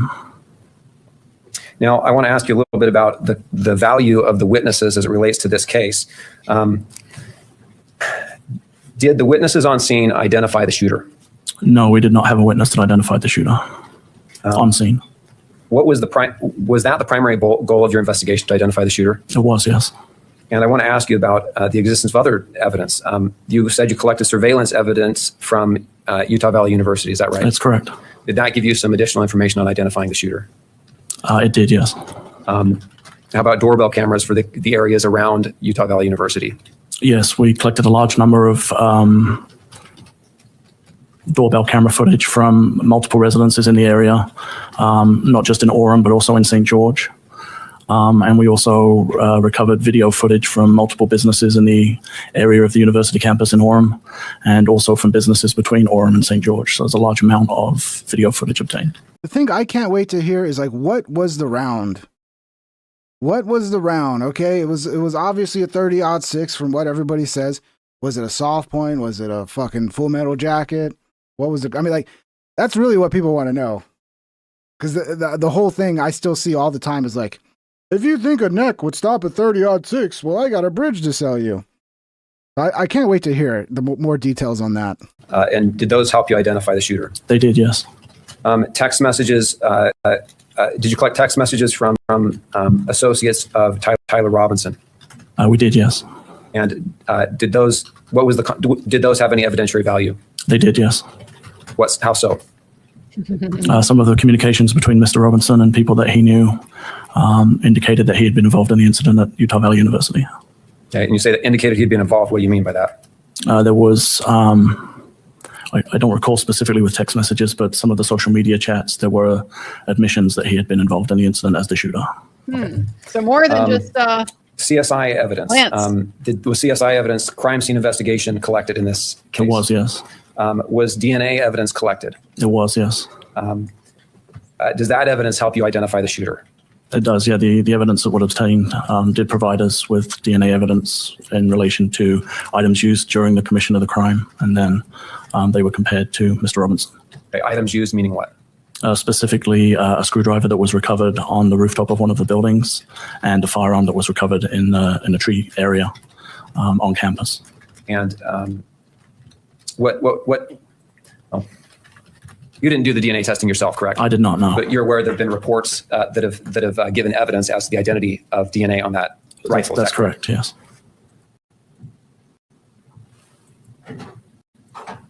Was a search warrant on the defendant's house executed in this case? It was, yes, down in St. George. And was evidence obtained from his house? It was, yes, yes. What kind of evidence? Kind of putting me on the spot, but if I recall, there were some bullet casings that had some inscriptions on. There were some tools that were believed to have been used to make those inscriptions. Can you describe the bullets? What do you know about the bullets? Please, you could really answer some questions here if you just tell us the fucking bullet, the details on the bullet. Inscriptions. There were targets, I believe, that had been used, and also targets that had been purchased recently or just prior to the event. There was ring doorbell camera footage obtained from other residences down there, and then a number of electrical items, laptops, and such that were collected as part of the warrant. You said inscriptions on some shell casings found in his apartment. What value do those have? That was relevant because the shell casings recovered with the firearm also had inscriptions on them. You said there was evidence, the DNA. Someone asking about the NDT edits. NDT, somebody, I can't confirm it was NDT, but somebody hit me up with a privacy complaint. And my best guess is it's NDT because NDT's been crying about AI, people using his likeness with AI. So I think what they did, he's using the new feature where you can basically flag somebody for using your likeness. And yeah, so I removed it. I'm not going to fucking get into a legal battle with that fucking loser NDT because he doesn't have a sense of humor. DNA, was evidence consistent or DNA consistent with the defendant's DNA found on that rifle? Object to hearsay. And allegedly it was NDT. I don't know. They don't tell you who sent it, but I mean, I can get it. Wasn't Shane Gillis. It wasn't Mark Norman. It wasn't Ari Shafir. It wasn't Joe Rogan. So that leaves you with like one option there. The guy who's fucking crying about AI right now probably thought it was an AI video. It wasn't even AI. Counsel? This really ought to be considered under kind of a 104 rule of evidence here. We're not offering the admission of this to prove guilt, but whether or not there's a conflict of interest, the existence of other evidence besides the adult child in this case. You don't know who NDT is, MMK? Neil deGrasse Tyson, black science guy. The guy that, don't ever mention Neil's big dick. He doesn't like that, okay? Don't talk about Neil having a big dick. Is relevant to whether or not he doesn't have a sense of humor about his giant dick. She is a material witness. If we've got DNA proving or suggesting or proving otherwise, it's directly relevant to that. And under 104, the court can consider it. All right. Ms. Nestor, anything further? No, sir. All right. Bro, I don't. It's Andrea. You're making this hard to watch. based off, so I will overrule the What is it with women named Andrea, man? objection based off Rule 104, and as it relates only to this hearing today. Understood. Sorry, could you repeat the question? I should have looked for a standalone 8-minute clip of this. Sorry, yeah, we'll move on. Just talking about the evidence that we all already know about. Here, let me make sure I turn this gain down so this next thing doesn't blow up. Dan Bongino gets emotional and lashes out at those critiquing his cover-up for Epstein files. You didn't do shit. You did nothing. Actually, Dan, you didn't do shit. Yeah, Dan's kind of crashing out, man. I guess he thought he was going to come back to podcasting. It was going to be the same as it was before, but it's like, dude, people don't like you now, Dan. You went in there and you fucking all of a sudden flipped the script, tried to convince us that he definitely killed himself. And then we got the footage, guys. There's no doubt when you see this footage, you're going to know. And then the footage comes out and it's absolutely nothing. It's like the worst camera you could have that actually proves absolutely fucking nothing. Oh, it proves nobody came in and out. No, it doesn't. Actually, there's a lot of people coming in and out of that fucking what do they call it? The queue or fucking, I forget what the exact word for that little area of the prison. Dan, nobody trusts you anymore. But yeah, let's cry about everybody else. The third group of people I want to address are the grifters out there who mistakenly thought I wasn't coming back. Now, I am back. The Podfather is back. That's so, I was going to say that's gay, but you know, I don't want to insult gay people. That's lame. That's super fucking lame. The Podfather. You're not the Podfather. You are no Podfather, sir. And I'm here to take back this movement. This movement's been hijacked by a small group of dipshits and bums and losers who are nothing but doomers under the frame of accountability. I kind of agree with that. There is a lot of black pilling dooming going on. I agree with that. And I understand it though, because I fight the black pill every fucking day. Every day I'm like fighting the black pill of like, oh, fuck it. There's nothing good's going to happen. Government's corrupt. I just drop out of even thinking about it. What's the point? I fight that black pill every day. And yeah, there are people that are pushing black pills because I don't know. It's whatever gets views these days is what people push. I'm all about accountability. I just showed you what we did or what we didn't. Did I not?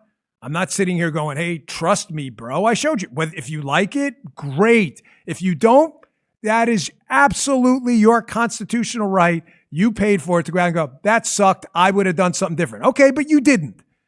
You didn't do anything different. I'm not sure if you volunteered to serve or not. Yeah, because we all don't get that position, Dan. You act like anybody can just stroll into the FBI offices and fucking... Dude, you were one of the lucky ones that got that position. You talked a big game.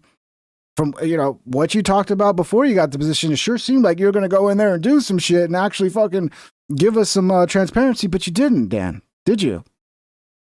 And you had the opportunity. None of us are going to get the opportunity. You had the opportunity and you blew it, bro. But you didn't. You sat in the front row with your popcorn, ankle biting, throwing this popcorn at the ring at two guys in there sparring away, fighting for this country while you did shit. You just talked about it. So you didn't do anything. Now, I'm back on the air. I'm not going to... We definitely didn't go in and try to cover up the Epstein files, Dan. We definitely didn't do that. So that's one win for us. Freggy83 super chatted $5. Pretty safe to say he didn't do shit. He's really good at blocking though. Hair trigger. I agree. He didn't do shit. Worston didn't do shit. He actively fucking participated in the cover-up. I mean, when he tried to make us think that video coming out was going to prove to everybody that Epstein killed himself. When it's like, did you see the video, Dan? Are you even talking about the same video that was released? Because that video proves absolutely fucking nothing, Dan. So it seems like you're either lying or you were misled or you're just really hoping people are stupid. I don't know. You should be apologizing, Dan. Instead of attacking everybody that's pointing out how bad of a job you did, you should be apologizing for the shitty job you did. Take on every single thing in one day in one show. But I'm telling you right now, your bullshit, I'm done with it. The grifter... No, our bullshit, Dan. Yeah, we're the ones that bullshit. We're the ones that went on and lied and claimed that, oh, he definitely killed himself and we're going to release evidence. There's going to be no doubt. Come on, man. The amount of bullshit coming off of this guy right now is it's hard to take, honestly. It's disgusting, Dan. It's disgusting. Bums, all you guys are a class of doomers. Everything sucks all the time. You would have done it different. You didn't do shit. You did nothing. You didn't volunteer. You didn't ask. I'm going to volunteer to run the FBI. That's how it works. You just volunteer. Guys, did you know you could just run the FBI? Just go volunteer. You didn't give up your show to do. Just show up to the FBI office and be like, I volunteer to be director of FBI, and then you can run everything, guys. You did nothing. All you did was bullshit people and say nothing's happening. And then when we tell you, oh, it just happened, you move on to something else you say is not going to happen. And then when that happens, you move on to something else. You want to critique it, say you would have done better, step up. Step up. Okay, I will. Let me be the head of the FBI. I volunteer my services. I will run the FBI. Kick fucking cash out. Put me in charge. I'm ready to step up. A lot of us are ready to step up, Dan, but we all don't get the opportunity that you did, you fuckhead, you bald fucking weirdo, to go in there and actually fix things. We don't get that opportunity. So that's a little bit of a dumb argument, Dan. You had the opportunity and you failed. And I'm sorry that it hurts your feelings that you're not as popular anymore, Dan. But that's the reality. You got the opportunity and you failed. You want to give me the opportunity? I'm ready to go. I'll run the FBI. By the way, I don't think as an FBI director I'd have the power to shut down the FBI, but I would try. I would try. Go ahead. They got openings. You go try it. See what you're dealing with. Yeah, guys, anybody can go work for the FBI. They got openings. It's like McDonald's, guys. You just go apply, and I do realize that you can apply to get in the FBI, but it's like, yeah, it's not easy. So yeah, the SAVE Act, it blew me away, the amount of support for this, and it makes perfect sense. Who would be against having ID? I mean, like, you have to have an ID for like everything, but now all of a sudden it's a problem to have an ID to vote, to actually prove you're a citizen and who you are when you vote. Like, yeah, that's not even controversial. That's basic sense. And yeah, it looks like the American people feel the same way as well. All this polling on the screen going back since 2018, you'll notice on all of it, it's all north of 75%, 76%, 76%, 76%, 81%, and then 83% in the last year of Americans agree with Nicki Minaj. They favor photo ID to be able to vote. What about bipartisan? That's crazy. At 83%. Spocko2181 super chatted $4.99. These guys are certainly great at sending texts begging for money. F him. Yeah, bro, if you're talking about the nonstop fucking texts that are getting like kind of like weird, like ex-girlfriend like they're like an ex-girlfriend you broke up with 2 years ago who got drunk and she's like texting you that she still loves you and just give me another chance, baby, please. That's the shit I get from Trump all the time. And then it's like, am I shadow banned? Why have you not responded? Why aren't you responding? Don't you know we love you? It's like, bro, this is getting creepy. And yeah, you block the number and then it's just a new number. And then you block that number and it's a new number. If that's what you're talking about, Spocko, that shit is like, I mean, I wish they could do a poll to figure out how many people are not going to vote for Trump or Republicans again, just based on the spammy fucking text messages you get all day long. What's the party breakdown? Yeah, normally you might Spocko. expect, hey, there'd be a big divide by party with Republicans really for it and Democrats really against it, but not really here. I mean, just take a look. Look at this, dude. 71% of Democrats favor photo ID to vote. 95% of Republicans. So you're telling me we have this sort of bipartisan support for this? And it's probably never going to get done? I mean, that tells me like the government has no interest in doing the people's bidding, which tells me it's a fraudulent government. It's a government that needs to be replaced. Because this is overwhelming support for basic common sense shit. Like, yeah, do you want elections to be secure? You don't want elections to be stolen? Oh, yeah. Yeah, everybody agrees. That's crazy. I mean, I thought it would be high, but I had no idea it'd be 71% of Democrats. That's insane. Here, favor photo ID to vote. You got 95% of Republicans, pretty much all of them, but even 71% of Democrats favor photo ID to vote. So again, Nicki Minaj posting that on X, and what you see is that the American people, actually, it's not really all that controversial. The American people are with Nicki Minaj, whether they are Republican or even if they are Democrats, we're talking about 7 in 10 Democrats agreeing with Nicki Minaj that you in fact should. I mean, that might be the action, because the far left extremist side of the Democrat Party gets so much attention and so much play. But it wouldn't surprise me if that's pretty much a breakdown. Like 71% of Democrats are actually like normal fucking, you know, they like a little socialism and, you know, whatever. They're just the old school Democrat. And then 30% are just the extreme fucking crazy communists who are just bullying the rest of the party.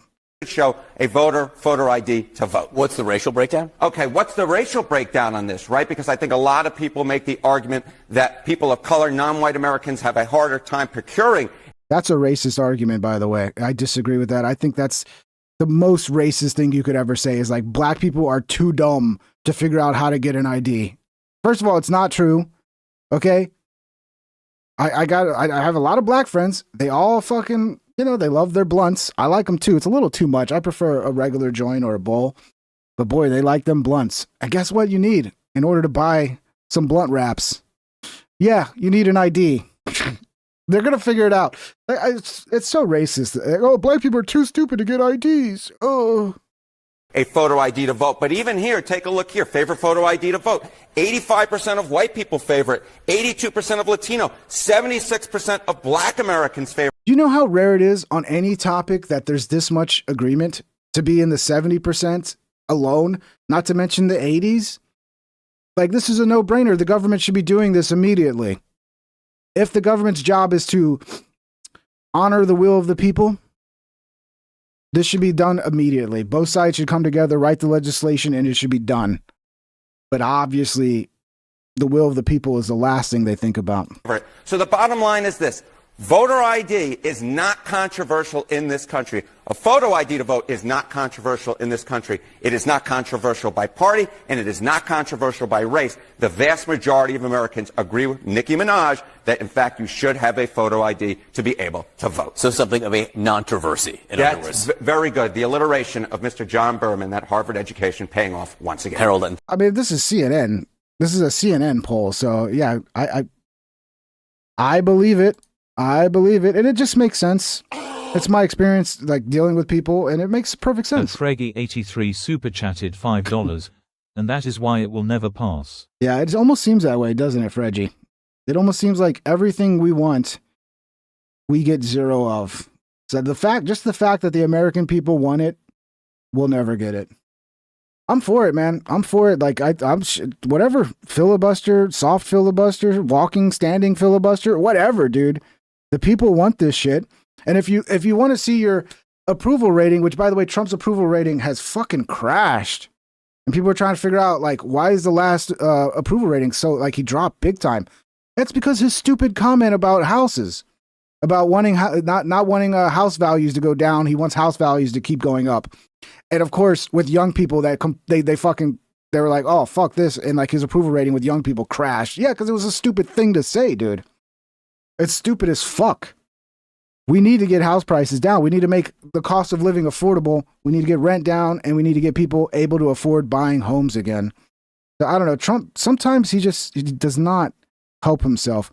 Rudy Giuliani, who built the prison where Jeffrey Epstein died, if he thinks he is still alive, I find it highly unlikely that you could commit suicide in that prison. So yeah, like Rudy Giuliani basically built that prison. He was mayor when it was built, I believe. So what about the prison? What about Epstein's death? You know, you built that prison, didn't you? You built the prison that Epstein died. I have to disagree with my good friends here, you know, who came to the conclusion. I find it highly unlikely that you could commit suicide in that prison. I know that prison. Not only did I put probably a record number of people in there. Really quickly, Mr. Mayor, because you have so much insight on all of this. What's resurfacing in my timeline due to the release of these files is what's probably a record number of people in there. Really quickly, okay. Mr. Mayor, because you have so much insight on all of this. What's resurfacing in my timeline due to the release of these files is that the feds aggressively went after a guard in the prison who created a whistleblower account of what actually happened that night. He says right here, dated, that there was a medical wheelchair that took Jeffrey Epstein out of his cell. He was cuffed. There was no triage nurse. And there was a transfer van that showed up with a military guard under it. and that Epstein didn't return, and he thinks that they actually swapped out the body. Now, this seems insane and was like obviously something that would have been written off out of hand. But now we can swipe through and see that there are actual federal documentation that they went after this guard. The feds went after this guard. They identified him, went after him, went after his bank accounts, and attempted to prosecute him for this account. That seems a little odd. Do you think that that's plausible, that they could have taken Jeffrey Epstein out of the Sounds like they wanted to shut him up. I'm surprised he's still alive, to be honest. prison and just effectively this whole thing was just staged? Well, I mean, of course it's not plausible, but there is evidence that it may have happened. So you had to do a much more thorough investigation to discount it. Barr recused himself originally when he was seeking to be Attorney General. Then he made the decision on the case and made the definitive statement that it wasn't a suicide. And then we find out that Barr's father hired him as an unqualified young man. That could be perfectly innocent. It might not be perfectly innocent. Was it ever really investigated? It doesn't seem like that. A lot of people like to talk shit about Rudy Giuliani. Nobody's perfect. But the proof is in the pudding with Rudy Giuliani. He fucking saved New York. 2181 super chatted $1.99. No more You're right. hair dye problems for Rudy. God bless him. I didn't even think about it. He's got a completely shaved head now. Yeah, completely bald. I don't know if that's what makes his teeth look. I mean, he's obviously got some new chompers as well. Yeah, thank you, Spacco. But really, look, New York was a shithole before Rudy Giuliani got in. He turned it into a fucking. New York was booming. He fixed New York.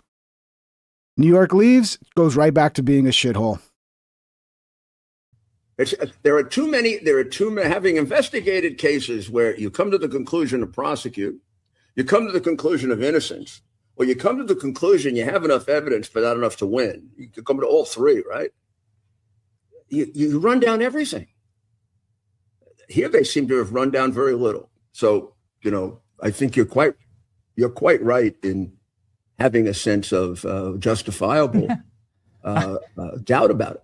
Yeah, it seems like they're not trying to get to the answers. They're trying to bury everything. It's weird. Tim Burchett says Democrats don't want the SAVE Act because they have a large population of illegals voting. He knows this for a fact. I saw, Nerio, you were asking earlier, do people really vote without ID?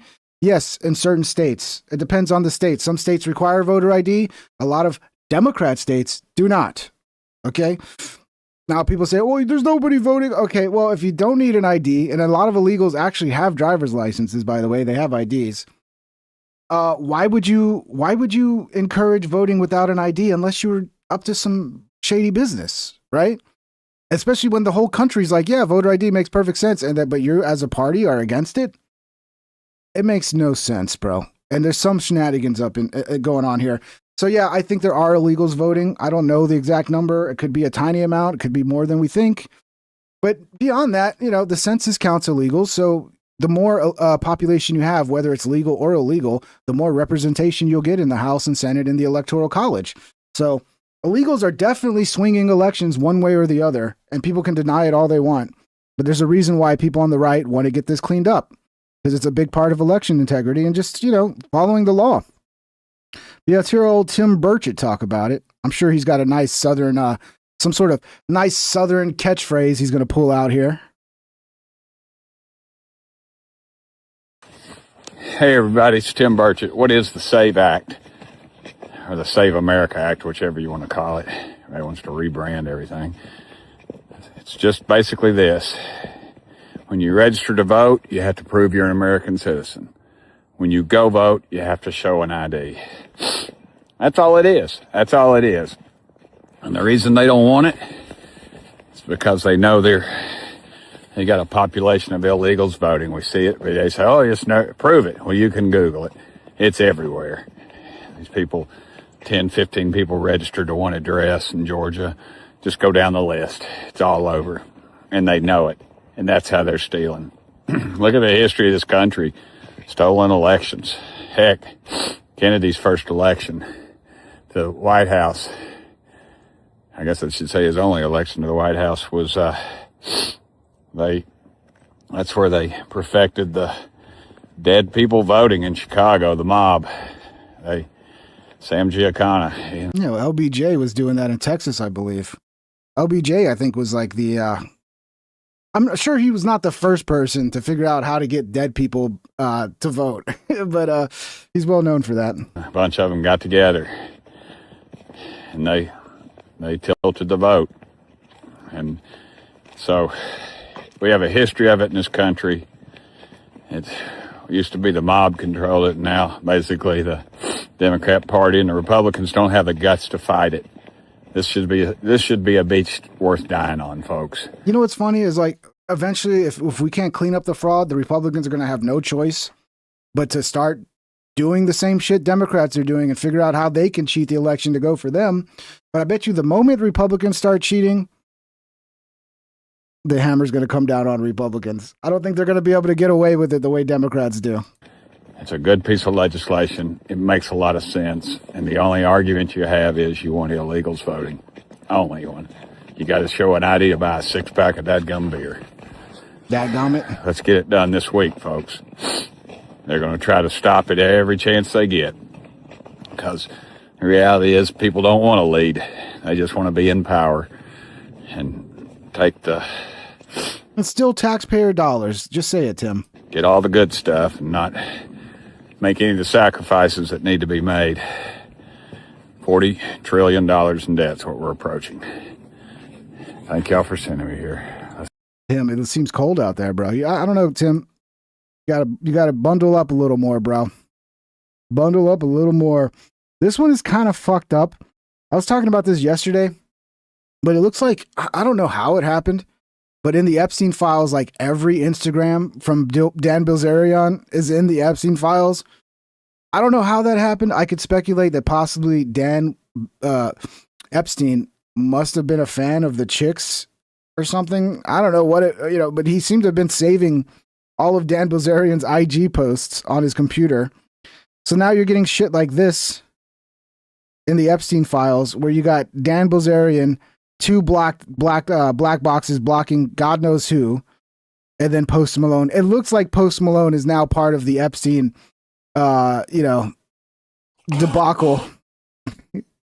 But it's not. I mean, that's kind of fucked up for Post Malone, to be honest. Super chatted $4.99. LBJ definitely perfected voter fraud. He was actual scum. I agree. LBJ was, there's a lot of people who believe LBJ is responsible for the assassination of John F. Kennedy, or at least played a major role in it. But yeah, LBJ was a very, very crooked piece of shit. But yeah, isn't that fucked up? You know, you're hanging out with Dan Bilzerian. He takes this photo with these two hotties. He uploads it to Instagram. Epstein downloads it to his computer. And then 10 years later, this comes out in the Epstein files, and everybody thinks Post Malone is like fucking underage women. Because if you're looking at it on the Epstein files, you're thinking, oh, these are two victims. They're blacked out. Whereas what they did, I guess they didn't have time to confirm who was a victim or not. Essentially, if you were a woman, they blacked you out in the Epstein files. That's pretty fucked up, though, don't you think? That's pretty fucked up to do that to Posty. I'm not even the biggest Post Malone fan, but that's pretty fucked up. Every pic I posted on my IG is in the files with the girls' faces blacked out. That's insane, dude. That's insane. I guess Epstein was a big fan. _82 super chatted $5. If there's ever a reason to have a national holiday, election days should be. I bet you that's something that's probably 80% of the population agrees. Make election days a holiday. Make it one day. All right, not 2 weeks dragged out. The ballots can come in 2 weeks. Get rid of mail-in ballots, except for our military that are overseas. Make it one day. Make it a holiday. Increase the security in every possible way. Increase the security of registering. Make it in person, and just make it like so fucking impossible for shenanigans to go on. And I think the American people will 80% plus support every single one of those things. And I agree. Make it a fucking holiday. Thank you, Corn Pop. Hope you're doing good, brother. So Jake Shields and Nick Fuentes are going at it again. And I think at this point it's pretty it's pretty safe to say Nick Fuentes is a gay man. I think it's pretty safe to say that. And there's nothing wrong with it, you know? Cabby9777 super chatted $2. Do a CS stream. Oh, what's up, Cabby? Haven't seen you in a long time. Hope you're doing good. You know, I might do some gaming streams eventually at some point, you know, on a slow news day. I haven't been playing much Counter-Strike, but I play Puck. I like that hockey game, Puck. It's a lot of fun. So yeah, I mean, there might be some gaming streams at some point, Gabby, when I got to fill some time and we just hang out or something. But yeah, Jake Shields claims, and thank you, Cabby. It's good to see you, bro. Jake Shields claims he and all in their sphere know Nick Fuentes is gay. So that essentially everybody in Nick Fuentes' little friend group, they know he's gay. And this is coming from a guy who's spent a lot of time with Nick. And it's not unbelievable to me that Nick would be gay. You know, you got the Catboy shit. You got so many things that like straight people wouldn't do. Because then they know they'd come across, and they don't want to mislead people to think they're gay. So, I don't know. And again, there's nothing wrong with it. Nothing wrong with it, Nick. If you're gay, just be gay, bro. Hell, the left, you might get unbanned from the internet if you come out as gay. That's all you got to do. I got it, Nick. You come out as gay. You go, I was gay. And that's why I said so many terrible things, because I was so angry about having to be in the closet and not live my true life that it ruined me mentally and made me do bad things. And I bet you the left will forgive you. As long as you're gay and you're sucking some dick, the left will probably forgive you, Nick. Let's read this again. Jake Shields claims he and all in their sphere know Nick Fuentes is gay, but kept quiet about it because they liked what he was saying. I've already had an extremely successful career and do the podcast as a hobby. I've been nothing but respectful to Nick and got him on big podcasts when nobody would touch him. I even ignored him being a homosexual. I mean, Jake Shields is not very bright. I even ignored him being as homosexual. You all know this is true. It does look that way, to be honest. It's possible he's maybe bi, maybe he likes chicks too. I don't know. But I am starting to lean towards him being a gay man. And again, nothing wrong with it. But apparently he wants war with me. Dr. Anastasia Maria Lupis. I think she's one of Nick's stans. He's not a homosexual. You just don't understand him at all. Okay. Okay, here's Jake. I know things that I'm not sure I'll share, but we all know this is true, including you. We all knew, we just liked what he was saying. It sounds like it's an open secret, bro. It sounds like it's an open secret. I mean, just come out, right? Just come out, Nick. You'll be fine. You'll be fine. Yeah. All right, well, that's pretty much the show, guys. We'll hang out some more in chat. There's not a lot of news today. I noticed the news was really slow today. But if there's anything I missed you guys want me to talk about, we got about another 15 minutes. Just shoot a message in the chat and I'll pull it up. But yeah, I don't know. I am really sussed out when I look at Epstein's ears and Epstein's nose. It does seem like that's not him. I mean, your nose and ears just don't change. So yeah, he's got to be alive on some island. Fucking, maybe they're still providing him with fucking Russian hookers too. Maybe he's got a new island and a bunch of fresh Russian hookers, and he's just enjoying life, man. I believe it. It's very possible. I'm smoking my last weeds. Well, hopefully you get some more weeds, Kikari. Eraser Tracer, ping, am I gay? I don't know, Eraser Tracer. Close your eyes and imagine having sex with somebody. Do you picture a man or a woman? Yeah, I don't know. If it's a man, you're probably gay. If it's a woman, you're probably straight. If it's both, then you're probably bi. Good luck, brother. I wish you the best of luck figuring that one out. Let me see what else we got. It was a military operation. I'm pretty sure there was some intelligence. People are saying now, like the Russian intelligence. I mean, he was hanging out with that Ehud Barak or whatever, the ex-prime minister of Israel. I think there's probably a connection with Mossad or possibly a connection with multiple intelligence agencies. Who knows? But yeah, definitely government involvement in some way.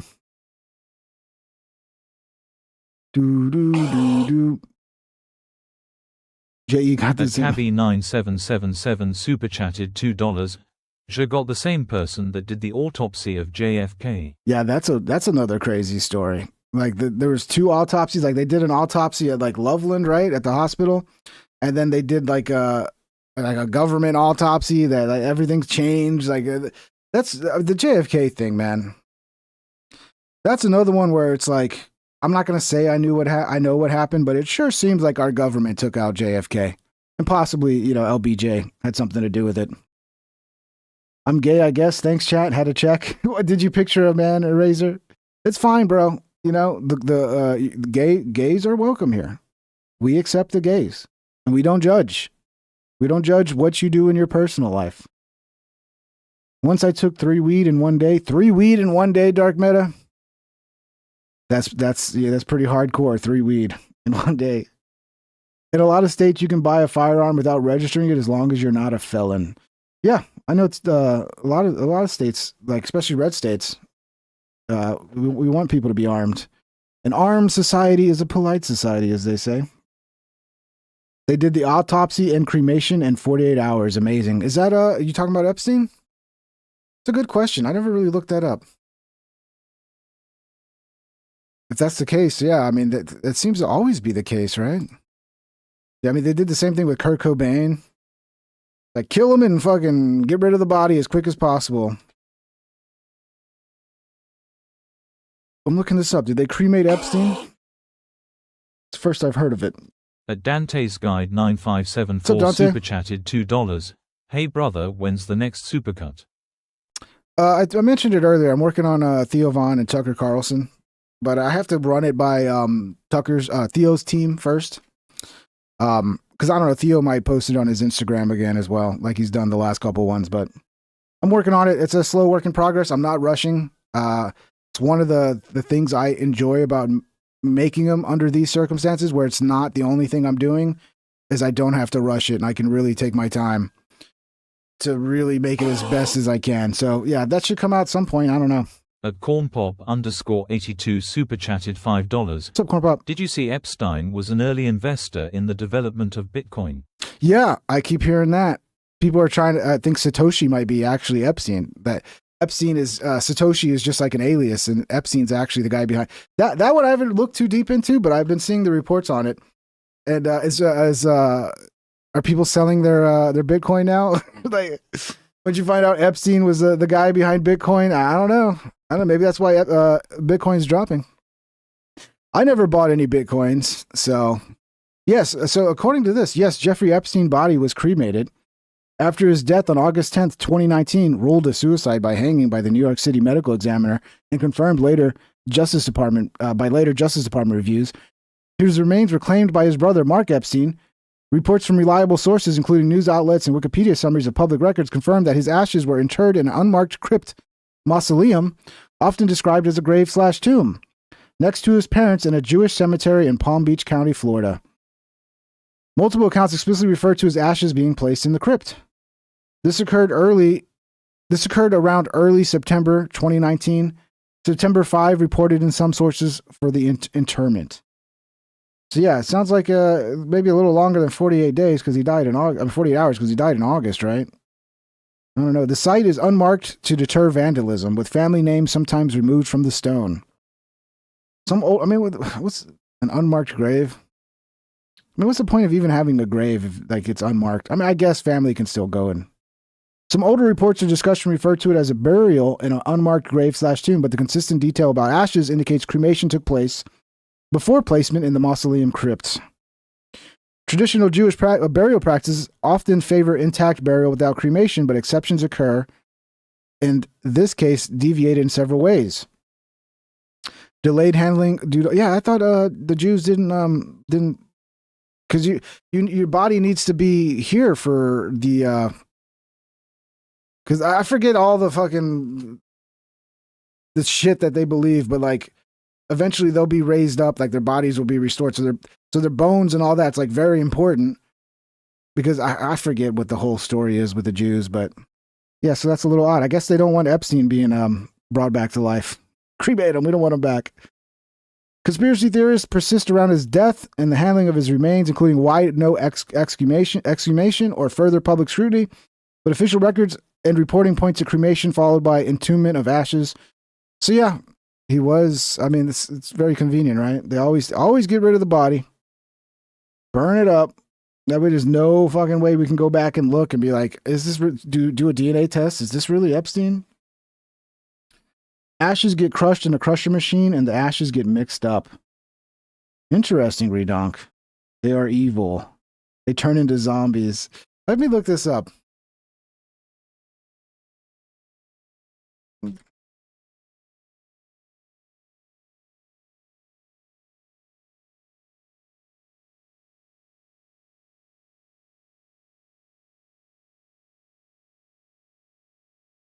Let's see if Grok can help me with this, because I can get down to the details.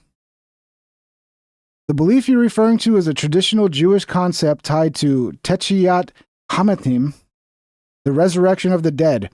This is one of the core principles of Jewish faith, listed as the 13th Maimonides, Ramban's 13 Principles of Faith. I believe with complete faith in the resurrection of the dead when it is willed by the Creator. In Orthodox and much of traditional Judaism, there's a long-standing teaching that the body should be buried intact without cremation or destruction. So yeah, that's weird. He's a Jewish man, and they just went and cremated him. That makes the cremation even more suspicious to me, because now he can't be resurrected, because it relates to the process of physical resurrection in the Messianic era. The idea is that God will reunite souls with their original bodies or reconstituted versions of them. And some sources suggest the body needs to be preserved in a way that allows for this rebuilding. A specific folkloric midrashic detail often cited in the Luz bone, sometimes called the indestructible bone or everlasting bone. This is described as a small, extremely hard bone in the spine, often at the base of the neck or the coccyx area, that supposedly never decays even after burial and decomposition. According to Talmudic and later sources, God will use this intact Luz bone as the seed or starting point from which the entire body is miraculously rebuilt and revived during the resurrection. I mean, I can imagine an advanced fucking technology being able to do that, being like, oh, as long as we have some DNA, we can throw you in the 3D printer and print you out, get you going again. I don't know. But yeah, that is a little suspicious, right? Because he's a Jewish man. And you would think he would want to follow that custom and, want to have a chance of being resurrected. But now there's no chance. Epstein's gone forever. God can't bring you back now. Interesting, man. So some weird beliefs. Some weird beliefs out there. Adrenochrome. Oh yeah, I'm looking at the wrong chat. It's way behind. Cock kicks. Yeah, I'll try my best. The lesbone. That's what it said. It said. Where did this go again? The Luz bone, L-U-Z bone. At Andrew Wilson 760 became a member. At Andrew Wilson 760 celebrates 6 months of membership. Love Bone sounds like an 80s hair metal band name. Yeah, that's actually a good name for a band, bro. Yeah, it would have to be like one of those like ballad 80 bands, they do like the slow fucking rock ballads. But thank you for 6 months, Andrew Wilson. Thank you for the long-term membership, brother. You rock. You guys are killing me. Well, hopefully not literally, bro. Survive, please. Don't die. The Hebrews don't do tattoos either. Yeah, and I don't know about that tattoo. I don't know if he actually did have a tattoo or not. I'm thinking that's all a fucking hoax now at this point. He definitely. Yeah, that one seems like a hoax. So we can toss the whole no tattoo thing away. I mean, it's good. It sounds good, and but the nose and the ears, that shit. That's still up in the air as to how does someone's nose just change shape after they die? How does the inner ear and like all the identifying fucking in and outs of the inner ear all of a sudden change after you die? I don't know, man. Someone's got to explain that, because I'm leaning towards Epstein is still alive and they used a double. That's what I'm leaning towards right now. Pure Saxon blood here? Hell yeah.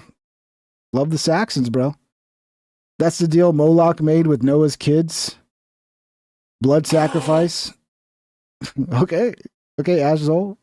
At Spocko2181 super chatted $4.99. Religion is better at the big things, rather than at the small things, like don't eat shrimp. Yeah, it's gotta suck. I mean, clearly Epstein really hated that he couldn't eat bacon. Because bacon, because the pig has hooves, and they're not allowed to eat anything that has hooves. I guess because that's demonic or something. I don't know what the logic is there. But yeah, apparently Epstein was working on cloning a pig that didn't have hooves so that the Jews could eat bacon. All the weird shit you got to do because some dude thousands of years ago just came up with some crazy shit off the top of his head. Now you can't eat bacon for thousands and thousands of years. No tattoo, just like in Christianity or Islam. Yeah, I don't like tattoos. Look, I'm not against everybody that gets a tattoo, but I think my generation, everybody got a tattoo, and it was like, I don't know, dude. Especially when women started getting tattoos, that pissed me off. Because to me, there's nothing more upsetting to me than a beautiful woman with beautiful skin and a beautiful body, and she's just scribbling a bunch of nonsense all over it. Plus, it makes them look trashy and like they have STDs and shit. But I know a lot of dudes that are into chicks with tattoos, but like, I'm not. I mean, I'm not saying I couldn't fall in love with a chick with tattoos, but every time I'd see her naked, I'd be like, damn, I really wish those tattoos weren't there. How much better you would look. _82 super chatted $2. I sent you a good video on X about Bitcoin and Xur. Good looking out. Let me pull it up. That sounds like something worth looking at. Dude, let me pull this up.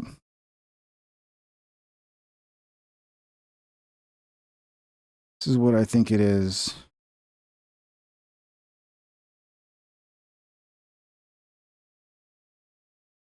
Do do do do do do do do do. Let me see. I'm trying to find it. Yo, I made a Bitcoin transfer through Tor, so the tax agency won't track me. Epstein. I sacrificed and drink their blood for the Mossad. I don't know. Is this a video? What did you send me, Mikey? That's a baby lying next to Epstein. Oh, the picture of him with the tattoo.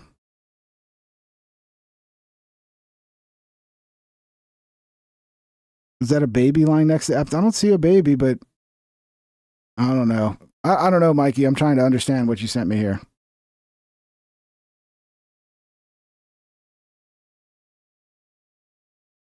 I don't know, man. Trying to understand it. That's a baby lying next to Epstein. Gitmo's too good for these people. I'm not seeing the baby. What are we talking about? What are we talking about, Mikey? Yeah, I wouldn't mind watching a video that further explains the Bitcoin thing. Let me see what's going on. Let me pull something up. I'll be able to find something real quick. If not, I'll ask Rock what people are talking about. Let's see, Epstein Bitcoin.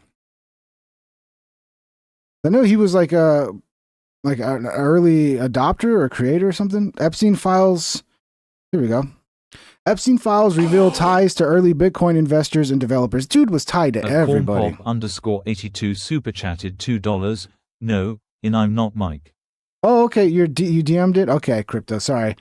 The DMs on X for some reason don't show up until I go into chat, and then I'm missing all kinds of DMs. Then in the requests, Jared 1776. Okay, I got it now, Jared. Thank you. Yeah, I looked, and the only thing I saw was from Mikey. I didn't realize you had DM'd it to me. This has been one of the... Okay. Let's pull this up then. Thank you, Jared. I got confused there. Thank you, Corn Pop. Is Satoshi secretly Epstein? Oh, this is perfect. Yeah, let's watch this. This is great. This has been one of the hardest videos to research and to do, first off. And I know many of you are probably pretty scared. You're wondering, what have I gotten myself into with Bitcoin? Is this legit? Well, listen, I'm covering a lot of truth in here, and I'm not going to hide it from people because I know a lot of people are going to be, swayed this way and that way. But the truth is in this video. And also, I have a bombshell at the very end of this video. You need to watch the end of this video so you get a complete picture. They're already using manipulation tactics on us to get us to watch the whole thing. All the little tricks of the trade, they get a little bit of annoying. I try not to do them too much. You know, oh, make sure you stick around to the end of the video. I'm going to save everything that you clicked on the video for the end of the video. I get it. Picture. I get it, though. The latest batch of Epstein files was just released, and there are a lot of names tied up in them, from the creator of Grand Theft Auto getting caught up in the mix, to Elon Musk begging to visit, and even some of the people involved with Bitcoin from the very early days, unfortunately. It's unbelievable, and I'm going to expose exactly who was in them and if you should be worried, all right? If you don't know already, Jeffrey Epstein wasn't merely some small child trafficker. He was a master networker, a financier who rubbed shoulders with the planet's most powerful people, from Bill Gates to former Treasury Secretary Larry Summers. Bitcoin burst onto the scene in 2009 with the Bitcoin white paper, but by 2014, it was really starting to expand into public knowledge. The recent batch of... Didn't Epstein also talk a bunch of shit about people buying Bitcoin? Like it was some goy. Didn't he like call it goy slot? I forgot what it was. Something about goys. But I'm old enough. I remember Bitcoin first coming out. I remember it being super cheap. I remember people trying to push it. And I always thought it was fucking stupid. I was like, what?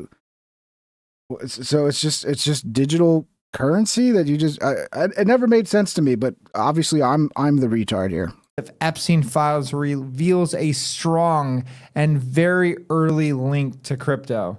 Why does this matter? Well, it's simple. Epstein was positioning himself into funding and innovating during crypto's earliest days, potentially creating tools for untraceable elite transactions far from the prying eye of truth. That does make sense, because that's the big thing with Bitcoin and crypto is like you can do all kinds of illegal shit and there's no way of tracing it, right? You can get away with sending money for illegal shit, like if you want to get somebody killed or traffic some women.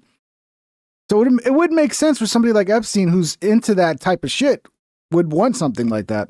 Traditional banks. If you've ever wondered why certain coins seem untouchable while others face endless scrutiny, this backstory might explain everything. Stick around because the real evidence trail is about to unfold, and it starts with cold, hard cash flowing into Bitcoin directly from Epstein. Let's dive right into the evidence, starting with a huge crypto name that appears in the files, and that's Adam Back, the CEO. Can you trace Bitcoin now? Yeah, I'm not an expert on cryptocurrencies, bro, but I knew for the longest time it was used for like a lot of illegal shit. So yeah, it doesn't surprise me. I guess, how do they trace it now? Of Blockstream and a candidate for Satoshi himself. Wasn't there a point you couldn't track crypto? I guess I'm wrong. I thought that, like, I always heard that crypto was used like in the you know, the deep web and all that to purchase, like if you wanted to hire somebody to murder your wife, you'd pay them in crypto. The file reveals not just a vague association, but a concrete investment trail.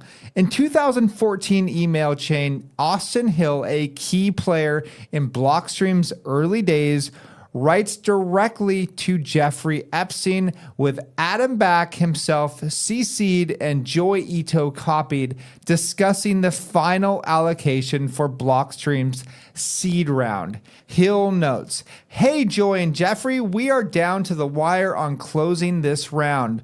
We are 10x oversubscribed on $1.8 million seed round, and Reed at the last minute told us to bump your allocation from $50,000 to $500,000.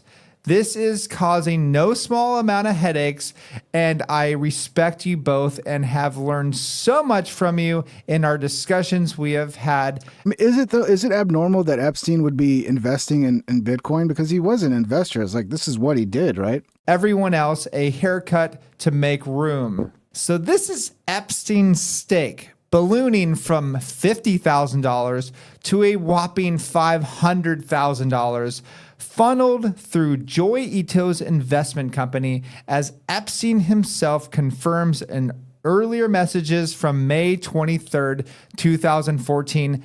"My investment in your deal will be made through Joy Ito Investment Company. When do you expect papers?" And to underscore the secrecy, the email includes a... Oh, well, yeah, I know everything's on the blockchain, right? Someone says tracking the transaction and the wallet ID is 100% the hard part. Is 100%. The hard part is finding out who owns the wallet. Yeah, everybody can see the transactions are public, but yeah, you don't know who owns the wallet. So I mean, unless you I guess, raid the guy and get all of his seed phrases or whatever the fuck people use, then you can figure out what wallets he owns. But yeah. So yeah, it sounds like it is technically untraceable. Confidentiality notice. But the ties don't stop at the cache. The files expose a more intimate layer with emails showing Epstein Circle inquiring about back personally, like this November 4th, 2014 message from Vincenzo Lozo to Epstein. I think you said you met him, as far as I know. You enjoy investing in his company. What do you think of him? To which Epstein replied, I like him. And it goes deeper. A series of April 2014 emails detail Austin Hill coordinating a trip to St. Thomas, close to Epstein's Little St. James Island, with a group including Adam Back. He writes to Daphne Wallace on April 16th, I'm CCing my assistant Francisca, who can provide you with a list of the guests traveling with me.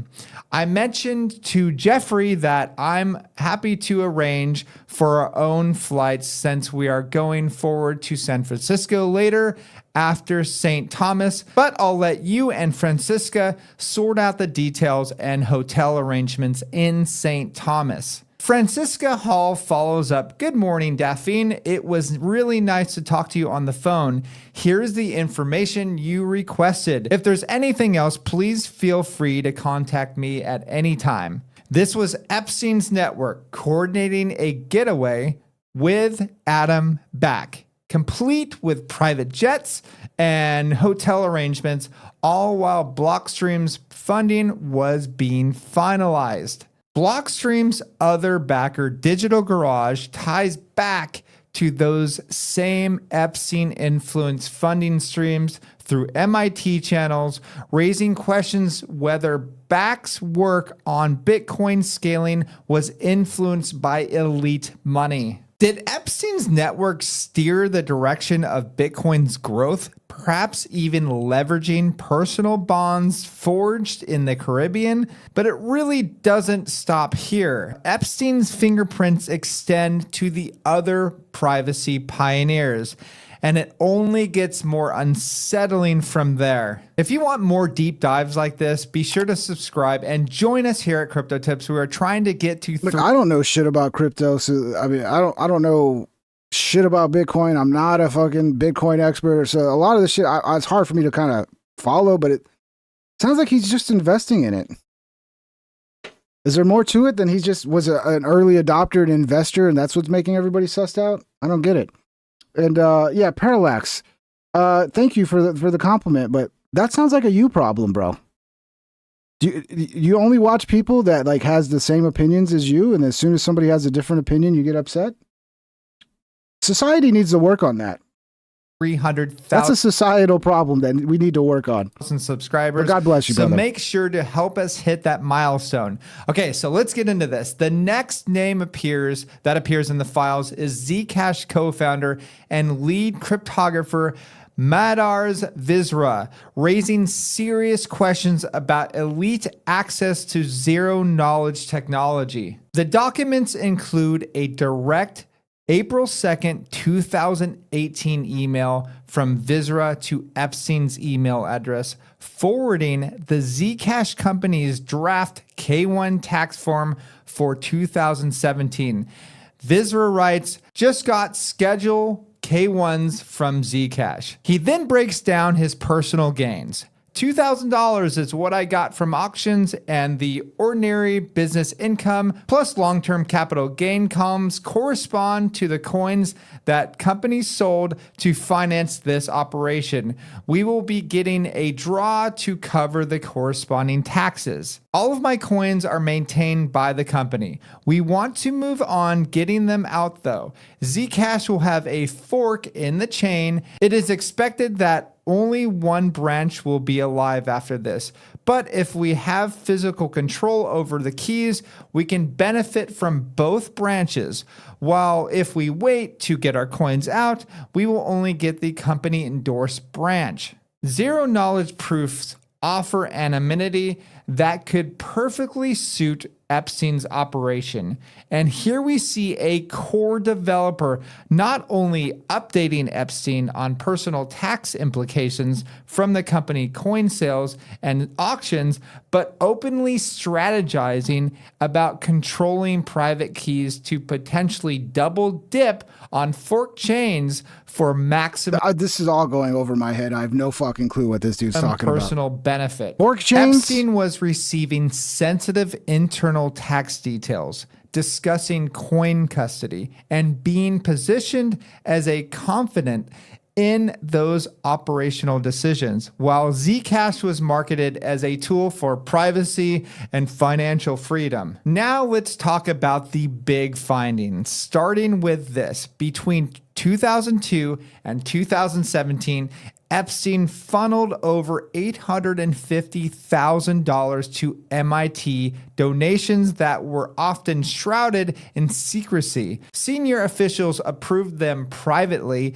and meetings went unlogged to avoid public scrutiny. Now, why does that matter? Well, a chunk of that money bolstered the MIT Digital Currency Initiative, or DCI, which stepped in to save the Bitcoin Foundation when it teetered on bankruptcy in 2015. Without that support, key Bitcoin core developers like Gavin Andresen and Vladimir Vanderland, who were directly mentioned in the files, might have seen their salaries drop. The problem is, this all just goes over my head, Corn Pop. I don't know shit about cryptocurrency, bro. I've avoided it like the plague. So he's using all this. I'm like, I don't know what the fuck. I mean, all I'm getting from this is that Epstein was involved in Bitcoin, was investing in it. Why do people think he's Satoshi? I know Satoshi is like supposedly the creator of Bitcoin and he's real mysterious and all that. I know that. But where's the idea that Epstein is Satoshi? Like, where's that coming from? Let me see. XRP, Ripple, Coinbase involvement, Bitcoin protection. Okay, well, where does he talk about? Dry up, stalling Where's the evidence he's protocol's Satoshi? development at a crucial juncture. Epstein even visited MIT 9 times, holding private meetings with staff, all while his identity was concealed internally. Now let's zoom in on the new files. An email chain from April 2015 showed Epstein himself forwarding Joi Ito's announcement of the DCI launch directly to others, adding to his own commentary, "Gavin is clever." In the forwarded message, Ito explains the strategic recruitment. As Bitcoin and digital currencies have started to become an important trend, the Media Lab has launched an initiative in the space. Then it goes on to describe how Bitcoin Foundation is structured, name-dropping Gavin Andresen, Vladimir Vanderland, and Corey Klippenson before saying this about the foundation. A few weeks ago, it blew up when one of the board members declared the foundation bankrupt. Many organizations scrambled to step into the vacuum created by the foundation and take control of the developers. We moved quickly, talking to all of the various stakeholders, and the 3 developers decided to join the Media Lab. This is a big win for us. And in a follow-up from Ito to Epstein, use gift funds to underwrite this, which allowed us to move quickly and win this round. Thanks. What? They're directly referencing Epstein's donations, which enabled MIT to swoop in and take control of 3 out of Bitcoin's 5 core developers right as the foundation imploded, framing it as a big win for the Media Lab? Is it a coincidence that his funds positioned MIT to shape Bitcoin's direction during its darkest hour? Let's move on to the Ripple XRP angle. I hope you guys are understanding this. It sounds like there was like a takeover of Bitcoin. Like MIT took over like everybody that was involved in Bitcoin or something, and Epstein played a part in it. I don't know, dude. The bombshell comes from 2014 email that lays bare the elite's efforts to squash competition in crypto's early days. In this July 31st, 2014 message from Austin Hill to Jeffrey Epstein, Hill writes, "We obviously have seen Stellar.org. I'm not sure what the relationship with Jed and the team are. I know obviously some of the players, but this is a problem for us. Would one of you please give me a call? I can explain some of the issues, but basically I've been asked by the other co-founders to reduce or to take your allocation away." No, I don't get it, Dark Meta. Ripple and Jed's new Stellar are bad for the ecosystem we are building, and it does our company damage to have investors who are backing two horses in the same race. The ecosystem we are building, Epstein was building an ecosystem. What does this mean? Stick around to find out what it might mean. So in this email, Hill, speaking for Blockstream's co-founders, is should I skip to the end when apparently he's burying everything to the end? I'll let it play. We're already fucking 13 minutes. I mean, you guys in the chat, type 1 if you want to watch this whole video. We'll watch it all. Type 2 if you don't give a shit. Because I don't know what else he's gonna say here. Like, yeah, Epstein was involved in crypto. Okay, that's all I'm getting. Yeah, Epstein was involved. He invested early, and you know, he had a lot of money, so people were going to him for investments. So yeah, I bet. All right, we'll see. I'll let it play a little more. 1 if you want to continue watching this. 2 if you're done. 2 if you're done. Okay, we got the ones. Threes don't count. A lot of 2s, a lot of Z. The 2s look like Z's almost.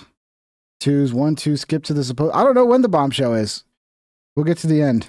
Okay. A whole, but I think it's wise to focus on the fact that people like Gavin were still protecting Bitcoin when it mattered most, and when the elites were trying to get their paws onto Bitcoin as soon as they could. Epstein's funding kept it alive, potentially created untraceable channels for trafficking and laundering, far from regulated banks, but that doesn't outright make him Satoshi, as I explained earlier. In reality, the files explain a lot. There's no direct puppeteering, but there's clearly some influence in crypto through funding networks and early access that shaped crypto's path. What do you think? Was Epstein the hidden Satoshi or just a master manipulator? So just to reiterate and to comfort people that are really nervous right now, because I know that a lot of people are getting a lot of fake news from a lot of different places, I'm here to tell you the truth that nothing fundamental has changed with Bitcoin, okay? I can send it everywhere, anywhere on earth, at any time, to anyone, and that's freedom right there. And also, you can publicly verify Bitcoin's code, the transactions. It's there for everyone to see.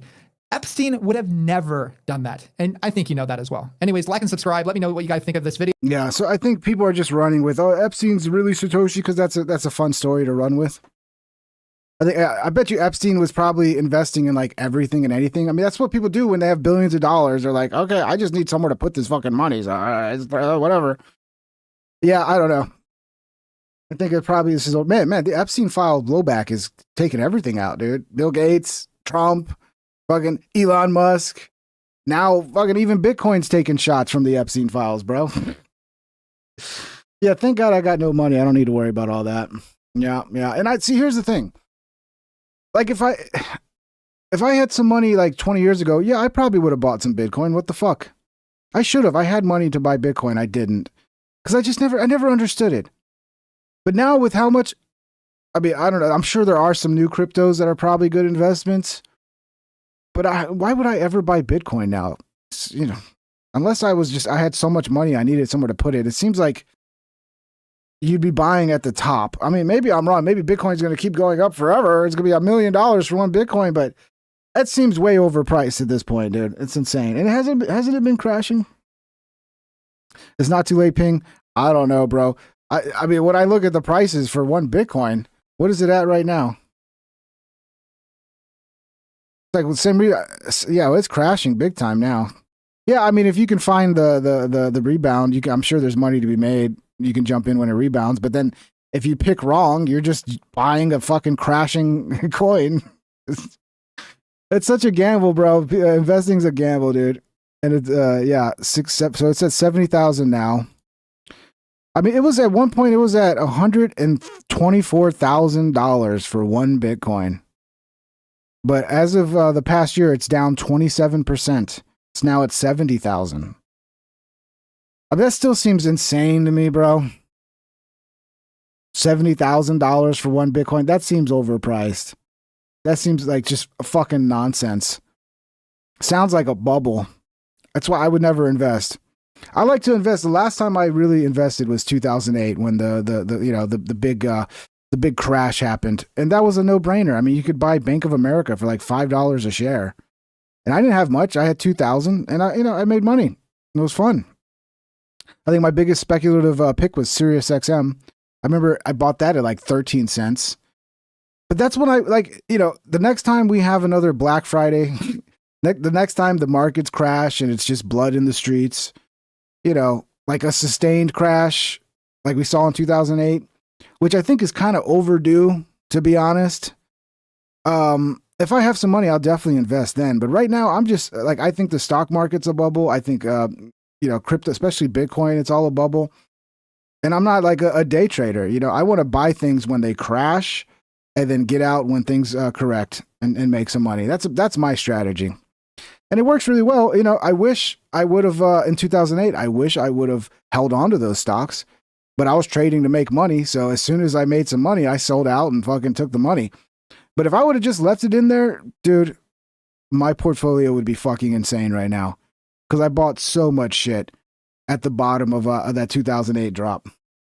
I mean, what is Bank of America right now? It was $5 a fucking share.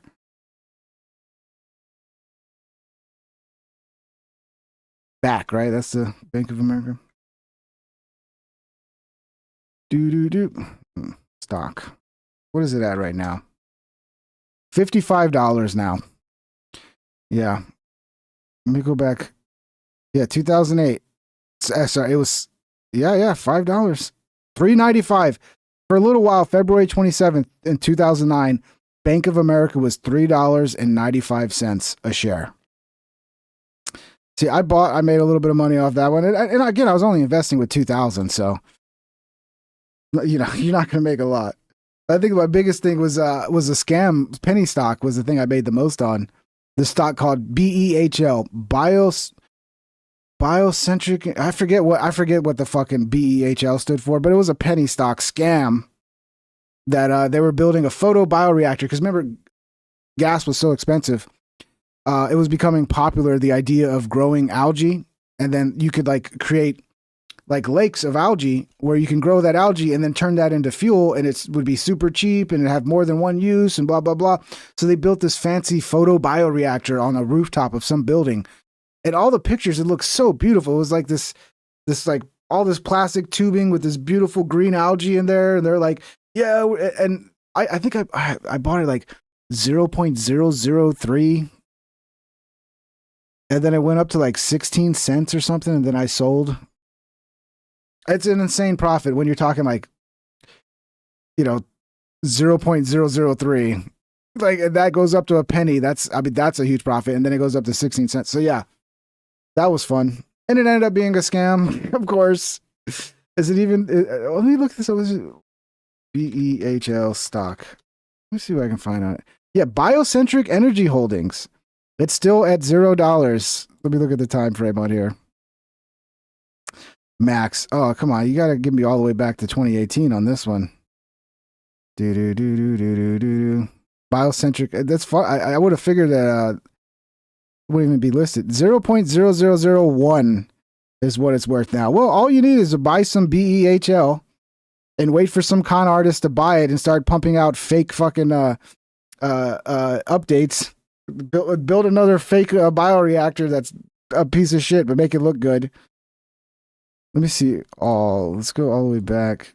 Yeah, okay, there we go. What was it? What was the high? I don't even think it's capturing all of it properly. Open. Oh shit, it had another run in 2021. It went up to 0.0007. It's not even capturing for some reason. It only goes back to 2010. Like the end of the crash. It doesn't capture when it actually took off in 2009. Crazy. Yeah. Stocks is gambling, bro. I don't know if you know this. The only way to me that like buying stocks is not gambling is if you buy during a market crash and you go long and you just hold.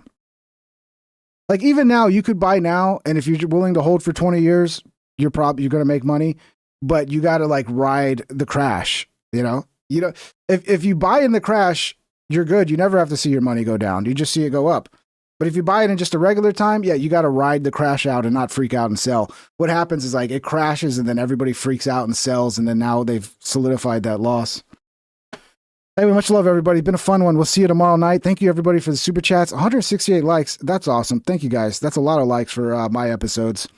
So it's much appreciated. Maybe we'll get to 200. I don't know. If you haven't hit it, smash it. Links are in the description. Come join the Discord. Hang out with us. And also join my follow my second channel, CyberTwitch. CyberTwitch super chatted Yes, sir. $1.99. It's all gambling. It's all gambling, but it's a good gamble when you buy during crashes. You buy during a depression, you know. I think, I don't know how they're doing it, but I think the market should have crashed. We should have had some big time crashes that have not happened. So I think, I'm not an expert, just from a layman's point of view, and I have been successful the few times I've decided I was very good at timing it. Because it's very obvious when you're in a fucking depression, you know, when things are really bad. It's not hard to figure that out. You just got to figure out when, if you want to be 100% right, you just got to figure out like when you're at the tail end of the crash. But yeah, that's a good gamble when you buy during a crash. I mean, still gambling though. Still gambling. You just got to have the right strategy. Much love, everybody. Y'all have a wonderful night. We'll see you on the next, and thank you for the super chat, brother. We'll see you on the next episode tomorrow night. Should be here tomorrow night unless something comes up. You know, I get hit by a bus or something. You know, things happen. But have a wonderful night, everybody. Take care.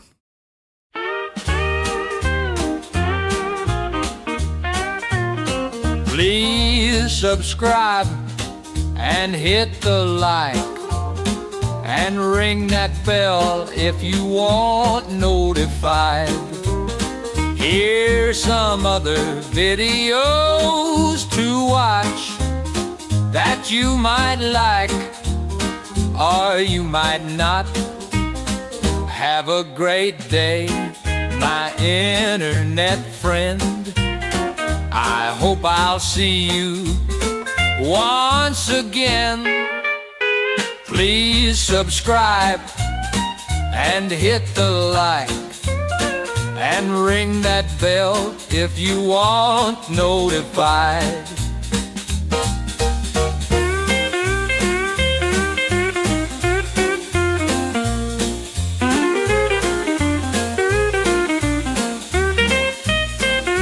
Have a great day, my internet friend. I hope I'll see you once again. Please subscribe and hit the like and ring that bell if you want notified.